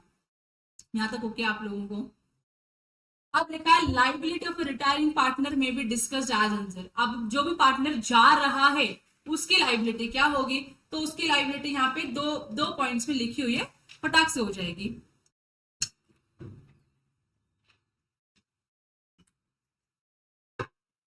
देखो, liability for the acts of the firm done before the retirement. मैं पार्टनरशिप फर्म से रिटायरमेंट ले रही हूँ, मैं बोल रही हूँ मैं अपने आप को डिसोसिएट करना चाहती हूँ, now I want to leave the firm and leave my peaceful life out there. तो जिस दिन तक मैं पार्टनर थी उस दिन तक जितनी भी फॉर्म ने लाइबिलिटी इनकर करी रहेगी, क्या मैं उसके लिए रिस्पॉन्सिबल हूँ? Yes. So a retiring partner continues to be liable to a third party for the acts of the firm done before his retirement unless there is an agreement made by him with the third party concerned and the partners of the reconstituted firm. अगर आप चाहते हो कि उसकी भी liability आपको नहीं लेनी, तो what you have to do, you have to agree with your third party and the remaining partners. जो भी रिकॉन्स्टिट्यूटेड फॉर्म के जो पार्टनर्स बनते हैं, अगर वो अग्री करते हैं कि ठीक है तेरी लाइबिलिटी यहीं पे डिसॉल्व कर रहे हैं, इससे आगे तू लाइबल नहीं है, तो आपको कॉन्ट्रारी वाला एक्सेप्ट करोगे। अदरवाइज जब तक आपका रिटायरमेंट नहीं हो जाता तब तक आप क्या रहोगे, लाइबल रहोगे। एंड सच एन अग्रीमेंट में B implied by the course of dealing between the third party and the reconstituted firm after he had the knowledge of the retirement. Reconstituted firm क्या समझ में आया आप लोगों को? आपके जाने के बाद जो बचे हुए पार्टनर्स है जिन्होंने फॉर्म क्या कर रहे हैं, कंटिन्यू कर रहे हैं, उनको हम क्या बोलते हैं, रिकॉन्स्टिट्यूटेड फर्म बोलते हैं। तो आपका जो कोर्स ऑफ डीलिंग हो सकता है उसके बेसिस पे समझ में आ सकता है कि आपकी लाइबिलिटी कब तक ऑपरेटिव है, या तो फिर आपने क्या किया है, बाय एन अग्रीमेंट आपने क्या किया है, मेंशन किया हुआ है कि हाँ मेरी लाइबिलिटी इतनी ही रेस्ट्रिक्ट होगी, उसके आगे मैं लाइबिलिटी लेने के लिए रेडी नहीं हूँ। तो जो भी आपका म्यूचुअल अग्रीमेंट होगा उसके बेसिस पे आपकी लाइबिलिटी होगी, रेस्ट्रिक्ट होगी, पहले पॉइंट में। सेकंड क्या बोल रहा है, liability for the acts of the firm done after the retirement. मतलब मैंने रिटायरमेंट तो ले लिया है, लेकिन उसके बाद भी फर्म तो काम कर रही है, फर्म तो ऑपरेशनल है, तो क्या मैं रिटायरिंग पार्टनर रिस्पॉन्सिबल हूँ क्या उसके लिए? तो there are certain situation in which the retiring partner is responsible. A retiring partner also continues to be liable to third parties for the acts of the firm done even after his retirement until a public notice of his retirement is given. Third party को कैसे मालूम पड़ा कि तू retire हो रहा है? तो उसको मालूम करने का एक ही जरिया, तू क्या कर, पब्लिक नोटिस दे। अब पब्लिक नोटिस कैसे देते हो आप? पब्लिक नोटिस आप देते हो पब्लिक न्यूज़पेपर में एडवर्टाइजमेंट करके, जो भी लोकल न्यूज़पेपर होगा उसमें एडवर्टाइज कर दो कि मैं से इस पार्टनरशिप फॉर्म में पार्टनर नहीं है। तो जिस दिन तुमने पब्लिक नोटिस दिया उस दिन से तुम्हारे ऊपर लाइबिलिटी आएगी नहीं। लेकिन तुमने अगर पब्लिक नोटिस नहीं दिया है अपने रिटायरमेंट का, तो you will continue to be liable for the acts of the firm done after your retirement. समझा?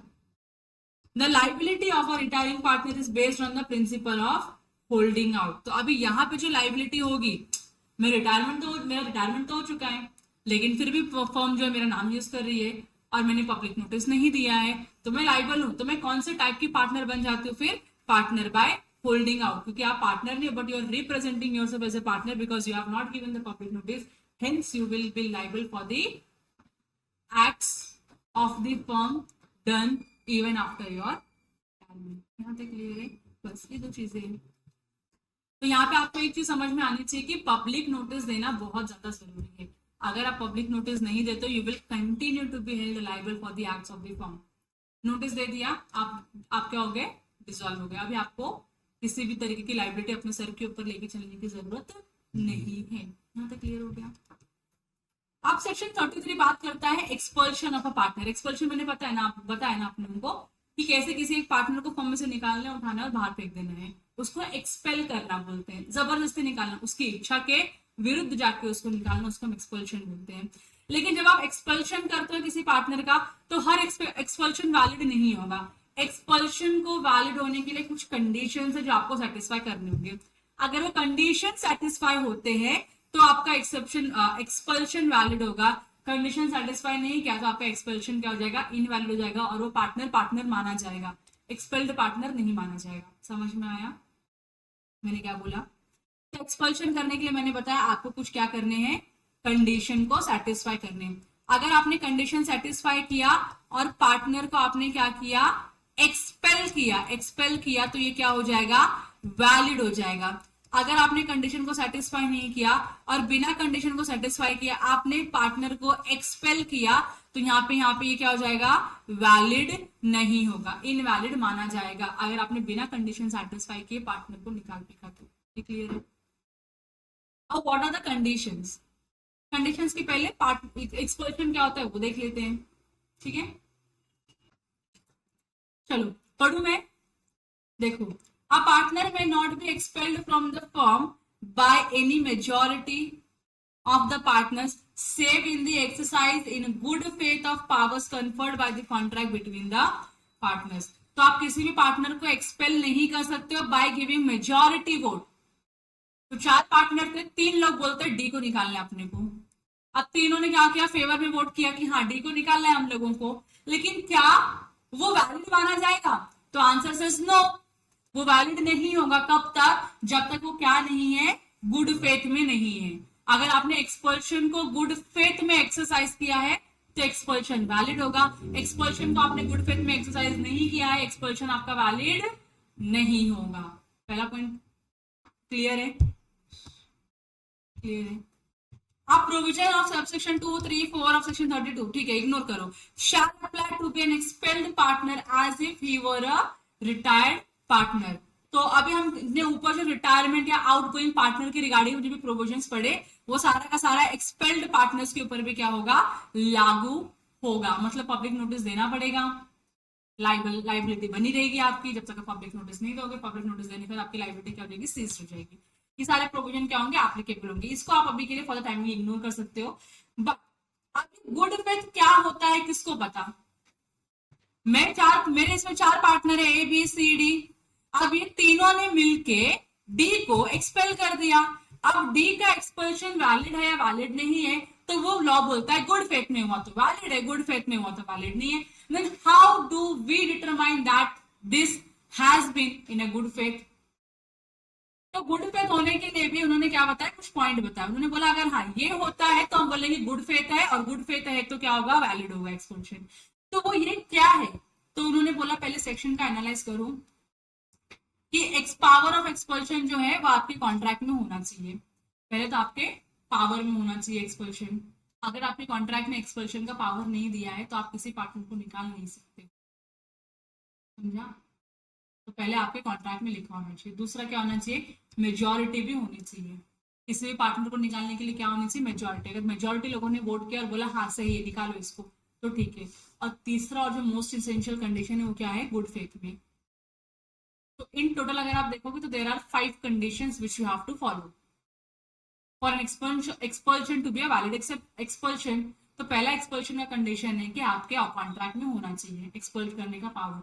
दूसरा बोलते हैं मेजॉरिटी ऑफ द पार्टनर्स ने अग्री किया होना चाहिए। और तीसरा बोलते हैं गुड फेथ में होना चाहिए। अब गुड फेथ में कैसे होता है इसको डिफाइन किया है 3 पॉइंट से। अब वो 3 पॉइंट क्या है कि जो एक्सपल्शन आप कर रहे हो पार्टनरशिप के इंटरेस्ट में होना चाहिए। मतलब विजय माल्या अंकल को आप पार्टनर बना सकते हो क्या? अगर विजय माल्या अंकल पहले आपके पार्टनरशिप फॉर्म में पार्टनर थे, बाद में मालूम पड़ा कह रहे वो विजय माल्या बन चुका है, तो आप क्या करोगे, निकाल फेंकोगे ना उनको, अपने पार्टनरशिप फॉर्म से विड्रॉ करोगे। नहीं तो फिर क्या होगा, आपके साथ कोई बिजनेस करेगा क्या? नहीं। तो हम उसको क्या बोलेंगे, पार्टनरशिप फॉर्म के इंटरेस्ट में है, इसके लिए विजय माल्या सर को हमने क्या किया, निकाल दिया पार्टनरशिप फॉर्म से। पहला गुड फेथ का कंडीशन है। दूसरा क्या बोलता है, partner to be expelled served with notice. हमारी जो इंडिया की लॉ है वो इतनी अच्छी लॉ है कि वो टेररिस्ट को भी नोटिस देती, बता तेरे को क्या, तेरे साथ क्या करना चाहिए या तुझको पनिश क्यों नहीं करना चाहिए। अपॉर्चुनिटी ऑफ बीइंग हर्ड इसको बोलते हैं। तो हम हर एक क्रिमिनल को, हर एक पर्सन को, कॉन्विक्ट को अपॉर्चुनिटी ऑफ बीइंग हर्ड देते हैं। तो जिस पार्टनर को आप निकाल रहे हो उस पार्टनर को अपॉर्चुनिटी ऑफ बीइंग हर्ड देना चाहिए। मतलब अपॉर्चुनिटी ऑफ बीइंग हर्ड भी देना है और उसको नोटिस भी देना है कि हम तुझको निकालने वाले हैं। तो वो अपना पॉइंट प्रेजेंट करेगा ना। तुम अगर उसको नोटिस नहीं दोगे तो उसको कैसे मालूम पड़ेगा कि उसको निकाला जा रहा है? तुम षड्यंत्र में तो रख सकते हो शकुनी बन के, शकुनी मामा बन जाओगे तुम लोग, और आप लोग ट्राई करो कि भीम को कैसे मारने का है या भीम को कैसे राज्य से बाहर फेंकने का है। तुमने सब ट्राई किया, तो भीम को पता तो होना चाहिए आप उसको बाहर निकालने का प्लान कर रहे हो, तो उसके लिए उसको क्या देना पड़ेगा? नोटिस देना पड़ेगा, और उसको अपॉर्चुनिटी ऑफ बीइंग हर्ड देना पड़ेगा कि भीम तुझको बाहर निकालना जरूरी क्यों है, ये बताना पड़ेगा। हम बताएंगे तो भीम भी बोले तो मुझको क्यों मत निकालो, भीम भी तो अपना साइड रखेगा कि नहीं रखेगा। तो अगर ये तीन कंडीशन आप सेटिस्फाई करते हो तो हम बोलेंगे कि आपने एक्सपल्शन गुड फेथ में किया है, और along with the other to conditions, अगर पूरे कंडीशन सेटिस्फाई होते हैं तो आपका एक्सपल्शन वैलिड होगा। समझा मैंने क्या बताया? तो इन टोटल में ऐसे आप देखोगे तो तीन कंडीशन नहीं, there are 5 conditions. Condition number 1 talks about कि पहले एक्सपल्शन का क्या होना चाहिए, आपके अग्रीमेंट में क्लॉज होना चाहिए कि आप किसी भी पार्टनर को एक्सपेल कर सकते हो।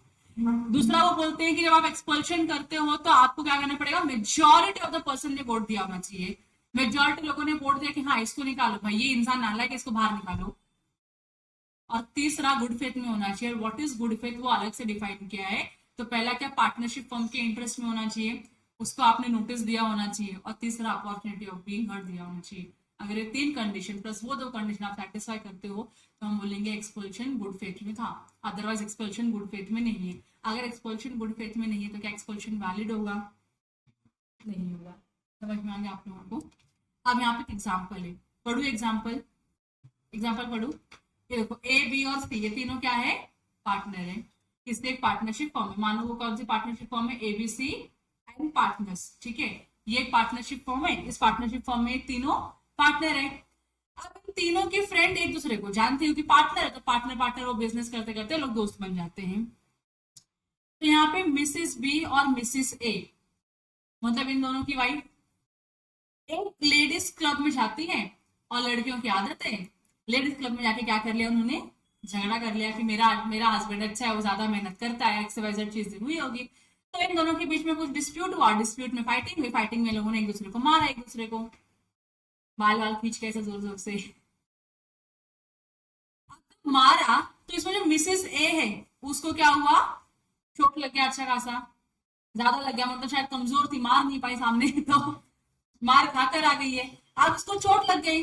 अब नाउ शी इज एंग्री, तो ये किस घर पे जाने के बाद किसको चिल्लाएगी, अपने हस्बैंड को चिल्लाएगी, ए को चिल्लाएगी कि कैसे नालायक लोग तुम्हारे दोस्त है, उनकी बीवी लोगों को मैनर्स नहीं, तमीज नहीं, जो भी रहेगा बोलेगी। तो ए को भी गुस्सा आएगा कि भाई मेरी वाइफ को कैसे कैसे मारा ये लोगों ने, कैसे झगड़ा कर लिया। तो ए ने क्या किया, सी को कन्विंस किया। ए अभी बी के वाइफ से झगड़ा हुआ तो बी के पास जाएगा क्या, नहीं। तो ए किसके पास गया, सी के पास गया और बोला कि ये बी की वाइफ है ना बहुत ही दिमाग खराब की है, एक काम कर दे, बी को पार्टनरशिप फॉर्म से निकाल देते हैं। तो ए ने सी को कन्विंस किया कि बी को एक्सपेल कर देंगे हम लोग, ठीक है। और A got angry and convinced C to expel mister B, और उसके बाद उन्होंने क्या किया, मिस्टर बी को एक्सपेल कर दिया। एक्सपेल करने का रीजन ये था क्योंकि उसकी वाइफ का और उसकी जो बी उसका पार्टनर है उसकी वाइफ का झगड़ा हुआ और इसकी वाइफ को ज्यादा हर्ट हो गया। बताओ क्या ये एक्सपल्शन वैलिड माना जाएगा? नहीं माना जाएगा, बोलो क्यों? तो 5 कंडीशन सेटिस्फाई हुए नहीं। Tell me what are those 5 conditions? Contract में मेंशन होना चाहिए, ठीक है, नहीं मेंशन होगा या मेंशन होगा तो अगले कंडीशन पे जाते हैं। दूसरा कंडीशन क्या बोलते हैं, मेजॉरिटी नहीं, तो मेजॉरिटी है यहाँ पे ए और बी की, मेजॉरिटी, 3 पार्टनर में से 2 लोगों ने वोट किया तो मेजॉरिटी हो गई। तीसरा गुड फेथ, गुड फेथ मतलब क्या होता है, पार्टनरशिप फॉर्म के इंटरेस्ट में होना चाहिए। क्या बी को निकाला ये पार्टनरशिप फॉर्म के इंटरेस्ट में था? नहीं। क्या बी को नोटिस दिया? क्या अपॉर्चुनिटी ऑफ बीइंग हर्ट दिया? नहीं। तो आपने गुड फेथ वाला कंडीशन एक्सरसाइज किया क्या? नहीं किया। तो क्या एक्सपल्शन वैलिड होगा? Answer is no. यहाँ तक क्लियर हो गया आप लोगों को? यहाँ तक क्लियर हो गया? सिंपल है कि नहीं है? तो एक्सपल्शन को वैलिड होने के लिए वो 5 कंडीशन आप याद रखो। 5 कंडीशन कैसे आपको पता चल गया है? 5 कंडीशन अगर आपने एक्सरसाइज किया और उसके बाद एक्सपेल किया तो वैलिड है, अदरवाइज ये वैलिड नहीं होगा। अब सेकेंड लास्ट सेक्शन है, that is insolvency of a partner. अगर कोई पार्टनर इंसॉल्वेंट होता है तो क्या हो जाएगा? सेकेंड लास्ट नहीं थर्ड, बाकी बहुत सारे सेक्शन बाकी थे। 35 में का हम पढ़ रहे हैं तो सेक्शन 35 में का second last section that is insolvency of a partner. अगर पार्टनर इंसॉल्वेंट हो गया तो क्या वो पार्टनर बन सकता है अभी? नहीं, इंसॉल्वेंट होना मतलब क्या, ए बी सी थे, ए बी और सी था, जिसमें से सी को कोर्ट ने क्या किया, कोर्ट ने बोला ये नालायक तू इंसॉल्वेंट हो चुका है, तो काम नहीं करने का भी, तो इंसॉल्वेंट हो गया, तेरे पास पैसे नहीं है, तो कॉन्ट्रैक्ट में एंटर ही नहीं कर सकता, इंसॉल्वेंट पर्सन भी क्या है, डिस्क्वालिफाइड है। तो जिस दिन से सी की इंसॉल्वेंसी चालू हो गई, उस दिन से सी क्या हो जाएगा, सारे ही पार्टनर्स में से ऑटोमेटिकली बाहर हो जाएगा, क्योंकि सी क्या हो चुका है, इनसॉल्वेंट हो चुका है, इनकॉम्पिटेंट टू कॉन्ट्रैक्ट अभी है, इनकॉम्पिटेंट टू कॉन्ट्रैक्ट मतलब we can not have a valid contract with the other partners, तो उसको कंपलसरी क्या करना पड़ेगा, अपना ऑफिस वेकेट करना पड़ेगा।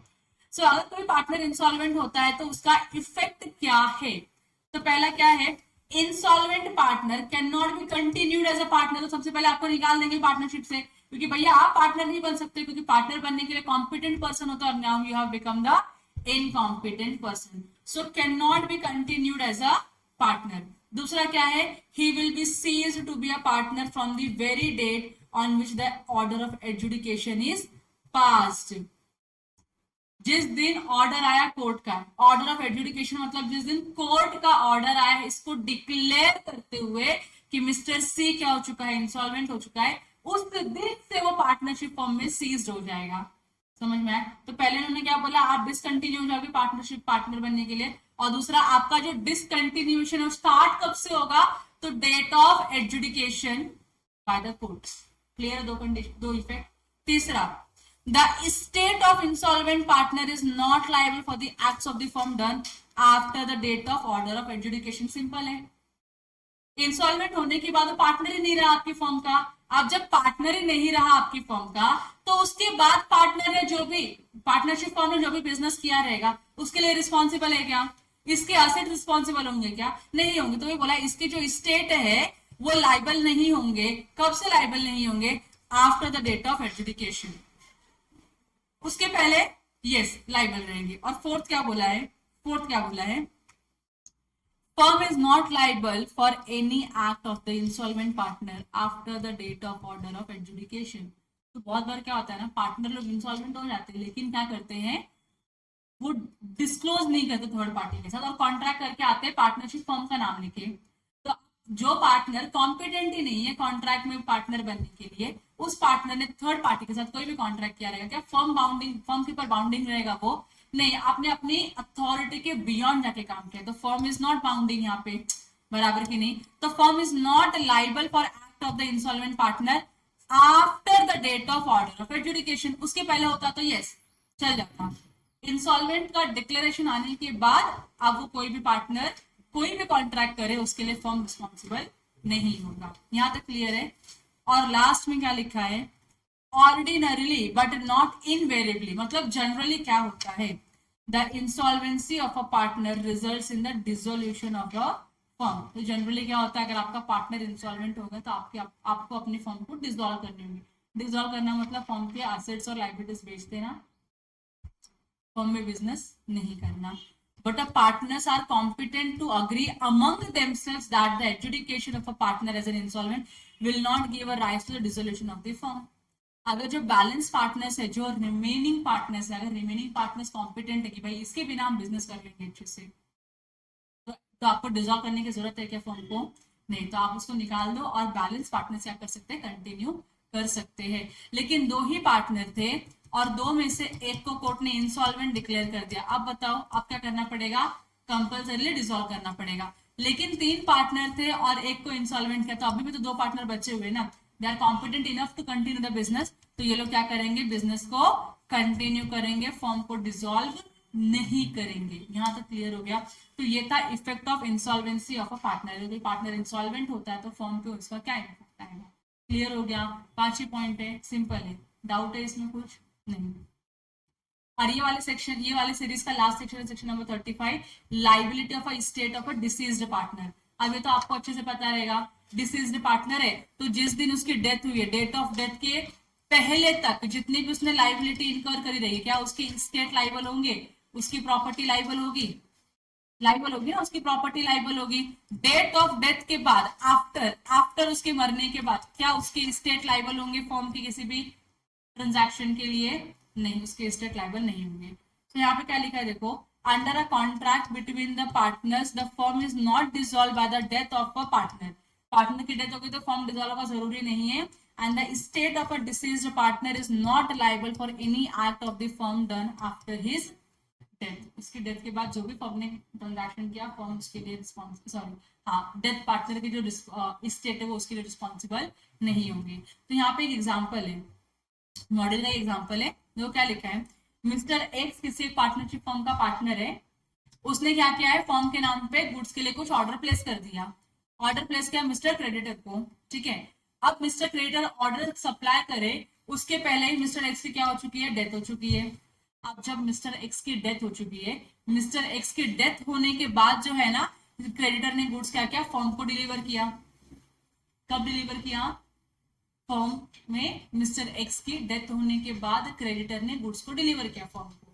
तो आप मुझे बताओ क्या एक्स लाइबल होगा, क्या नहीं लाइबल होगा। क्यों, क्योंकि लाइबिलिटी कब अराइज हुई है, एक्स के मरने के बाद लाइबिलिटी अराइज हुई है, मतलब जब इसने गुड्स सप्लाई किया उसके बाद लाइबिलिटी अराइज हुई है फर्म में पेमेंट करने की। इसके लिए यहाँ पे एक्स जो है, जो मर चुका है, ऑर्डर दे के मरा लेकिन गुड्स आया नहीं, तो ऑर्डर दिया तो उसके मतलब लाइबिलिटी अराइज नहीं होती। जब ऑर्डर दिया, गुड्स आया, गुड्स आने के बाद लाइबिलिटी अराइज हुई पे करने की, तो लाइबिलिटी अराइज होने के पहले ये मर चुका है, भगवान को प्यारा हो चुका। तो यहाँ पे एक्स के मरने के बाद फर्म ने जो लाइबिलिटी इंकर करी है उसके लिए इसके स्टेट लाइबल नहीं होंगी। क्लियर हो गया आप लोगों को, ये एग्जाम्पल दिया मॉडल में, रीड कर लेना। So state will not be liable for the debt for the goods after his death.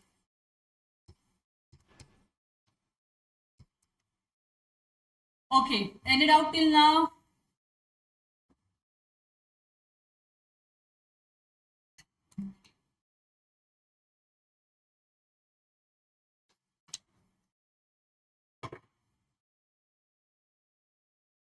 अगला सेक्शन पढ़ाऊं, 36, 37, 38।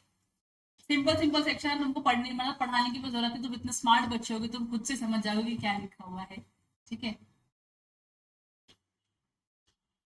चलो बढ़ो मैं आगे। देखो सेक्शन 36 क्या बोलता है, rights of outgoing partner to carry on the competing business. क्या जो आउटगोइंग पार्टनर है, सेम बिजनेस जो फर्म का था वो कैरी ऑन कर सकता है क्या, लेकिन रीजनेबल रिस्ट्रिक्शन लगेंगे उसके ऊपर, तो कैरी कर सकता है। ये मेरी दुकान है, ये मेरी दुकान है, जब तू पार्टनर था तो यहाँ पे अपनी दुकान थी, हम सब बिजनेस करते थे। अब तो जब बाजू में आके अपनी दुकान खोल सकता है क्या, और सेम बिजनेस करेगा जो हम कर रहे हैं? नहीं, उस पर रेस्ट्रिक्शन डालेंगे कि नहीं डालेंगे? हाँ, बोलेंगे भाई देख, या तो तू 2 साल तक बिजनेस मत कर इस एरिया में, या फिर इतना एरिया छोड़ के बिजनेस कर, हमको कोई दिक्कत नहीं। बोल सकते हैं कि नहीं, इसको हम क्या होता है, रीजनेबल रेस्ट्रिक्शन बोलते हैं, कि इतने पीरियड के लिए सेम कॉम्पिटिंग बिजनेस मत करो, या इतने एरिया में कॉम्पिटिंग बिजनेस मत करो, बाहर कहीं और जाके करो, कोई दिक्कत नहीं है। यहां तक चलेगा आप लोगों को, सिंपल था। So an outgoing partner may carry on the business but it can be restricted by an agreement. आप रेस्ट्रिक्ट कैसे कर सकते हो, आप बोल सकते हो आप फर्म का नाम नहीं यूज करोगे, बराबर, अपने आप को पार्टनर रिप्रेजेंट नहीं करोगे फर्म का, ना ही आप कस्टमर को सॉलिसिट करोगे। कस्टमर को सॉलिसिट करना मतलब कस्टमर को चुराना।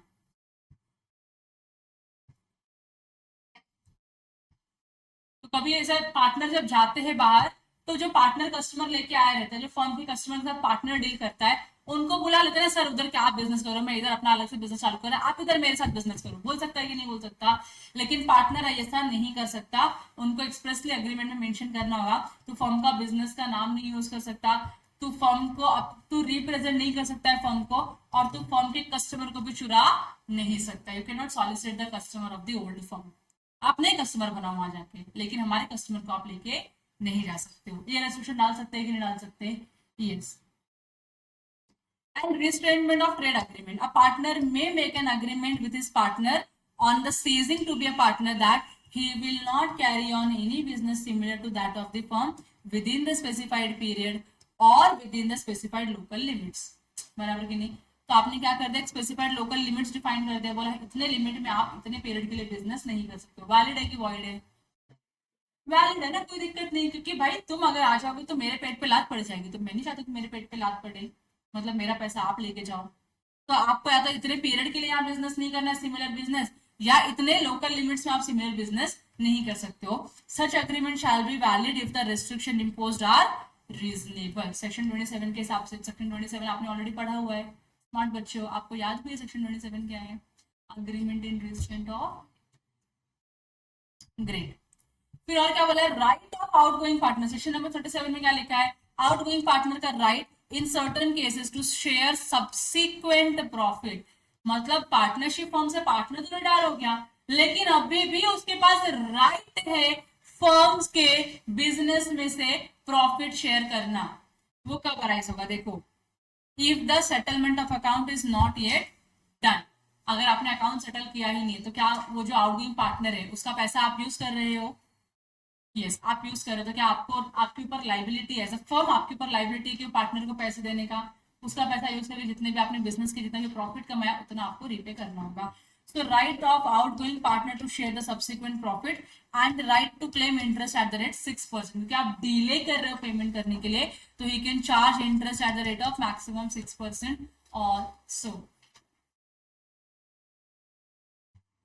Done done. Simple simple section, छोटे छोटे सेक्शन है, खत्म हो गए अभी। हाँ,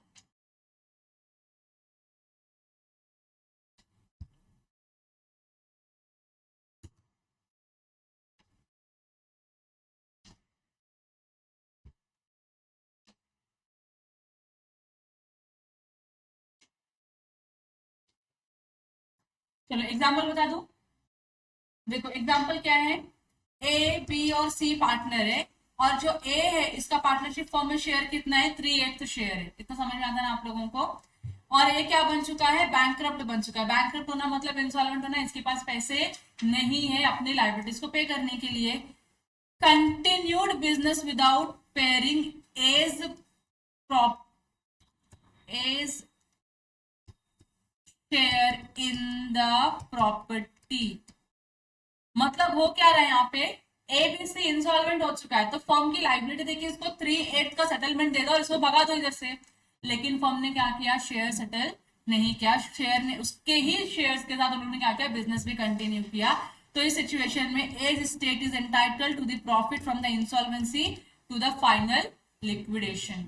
तो इस दिन से लेके इस दिन तक आपने जब तक उसके पैसे यूज किए थे, उतने पैसे पे जितने भी आपने प्रॉफिट अर्न किया, डेट ऑफ इंसॉल्वेंसी से लेके डेट ऑफ फाइनल सेटलमेंट तक जितने भी आपने क्या किए हैं, प्रॉफिट्स अर्न किए हैं, इसके पैसे यूज करके, इंसॉल्वेंट पार्टनर के पैसे यूज करके आपको उतना क्या करना पड़ेगा, रीपे करना पड़ेगा, प्रॉफिट रीपे करना पड़ेगा। अलॉन्ग विद दैट एक्स्ट्रा जाके आप क्या मांग सकते हो, इंटरेस्ट भी मांग सकते हो कि मेरा क्या दे दो, इंटरेस्ट भी दे दो उस पर्टिकुलर सेटलमेंट अमाउंट के ऊपर। यहाँ तक ठीक है आप लोगों को, सिंपल है, खत्म हो गया section 38।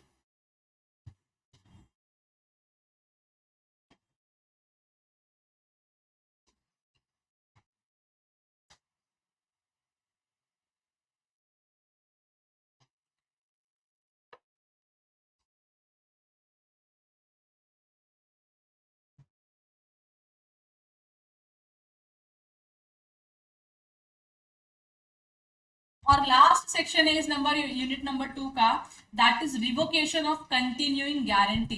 Do you know what is continuing guarantee, पढ़ा है ना आप लोगों ने इसके पहले कॉन्ट्रैक्ट में। Do you know what is revocation. तो कोई भी पार्टनर है जिसने कंटिन्यूइंग गारंटी दिया रहेगा कि मैं जब तक इस पार्टनरशिप फॉर्म में पार्टनर है तब तक ये पार्टनरशिप फॉर्म जितना भी बिजनेस पे कर जितना भी बिजनेस करती है, जितना भी लाइबिलिटी इनकर करती है, उस सब के लिए मैं क्या हूँ, रिस्पॉन्सिबल हूँ। ऐसा बोल सकते हैं कि नहीं बोल सकते हैं, बोल सकते हैं। तो जब ये पार्टनर रिटायर होगा तो क्या उसके बाद भी इसकी गारंटी चलनी चाहिए, रिवोक होनी चाहिए कहीं ना कहीं, yes. So if there is a continuing guarantee given to a firm और टू अ थर्ड पार्टी, आपने फर्म को गारंटी दिया या आपने थर्ड पार्टी को गारंटी दिया, in respect of the transaction of a firm, it shall be revoked as to future transaction from the date of any change in the constitution of the firm unless contract specifies otherwise। मतलब जैसे ही आप में आपकी firm में क्या होगा, reconstitution होगा। अब रिकॉन्स्टिट्यूशन में बहुत सारी चीजें आती है, change in name, object, partner, admission, retirement, बहुत सारी चीजें आती है। तो जब जब आपके फर्म में क्या होगा, रिकॉन्स्टिट्यूशन होगा, तब तब आपका जो कंटिन्यूइंग गारंटी क्या होगा, रिवोक हो जाएगा। लेकिन अगर आपने कॉन्ट्रारी में कुछ और कॉन्ट्रैक्ट करके रखा हुआ है कि फॉर्म में रिकॉन्स्टिट्यूशन होने तो चलेगा, कोई दिक्कत नहीं, जब तक मैं रिटायर नहीं होता तब तक मेरी गारंटी कंटिन्यू रहेगी। तो सिचुएशन में फॉर्म में कितने भी चेंजेस होने तो आपकी गारंटी कंटिन्यू रहेगी। जिस मोमेंट में आप रिटायरमेंट लेते हो आपकी गारंटी क्या हो जाएगी, रिवोक हो जाएगी। सिंपल है पहला पॉइंट रिकॉन्स्टिट्यूशन को लेकर। सेकंड क्या बोलता है, continuing guarantee is a guarantee which constitutes multiple transaction के लिए गारंटी। यही है ना कंटिन्यूइंग गारंटी, कि आप कितने भी ट्रांजैक्शन करो इतने पीरियड में, मैं आपको कह दूंगा गारंटी दे रहा हूँ कि इतने के सारे पैसे मैं आपको रीपे कर दूंगा अगर फर्म ने डिफॉल्ट किया पे करने के लिए तो यहाँ पे एग्जांपल है, लास्ट एग्जांपल है आज के पूरे मतलब यूनिट नंबर 2 का। यहाँ पे एक पार्टनरशिप फॉर्म है जिसमें पार्टनर कौन कौन है, अमर, अकबर एंड एंथनी, तीनों पार्टनर है। ये तीनों पार्टनर क्या है, एक कॉन्ट्रैक्ट में एंटर करते हैं गुड सेल करने के लिए फॉर वन पर्टिकुलर ईयर। तो यहाँ पे जो अमर है, हैरी नहीं है, यहाँ पे कौन है, ये अमर है, और यहाँ पे कौन है आपका क्रेडिटर है मानो, ठीक है। तो अमर ने क्या किया है, गारंटी दिया है on behalf of the firm to the creditor कि भैया ये जो भी एक साल में जितने भी ट्रांजैक्शन करेंगे, जितने भी ट्रांजैक्शन करें उस सब के लिए मैं क्या देता हूँ, गारंटी देता हूं कि आपके पैसे डूबेंगे नहीं।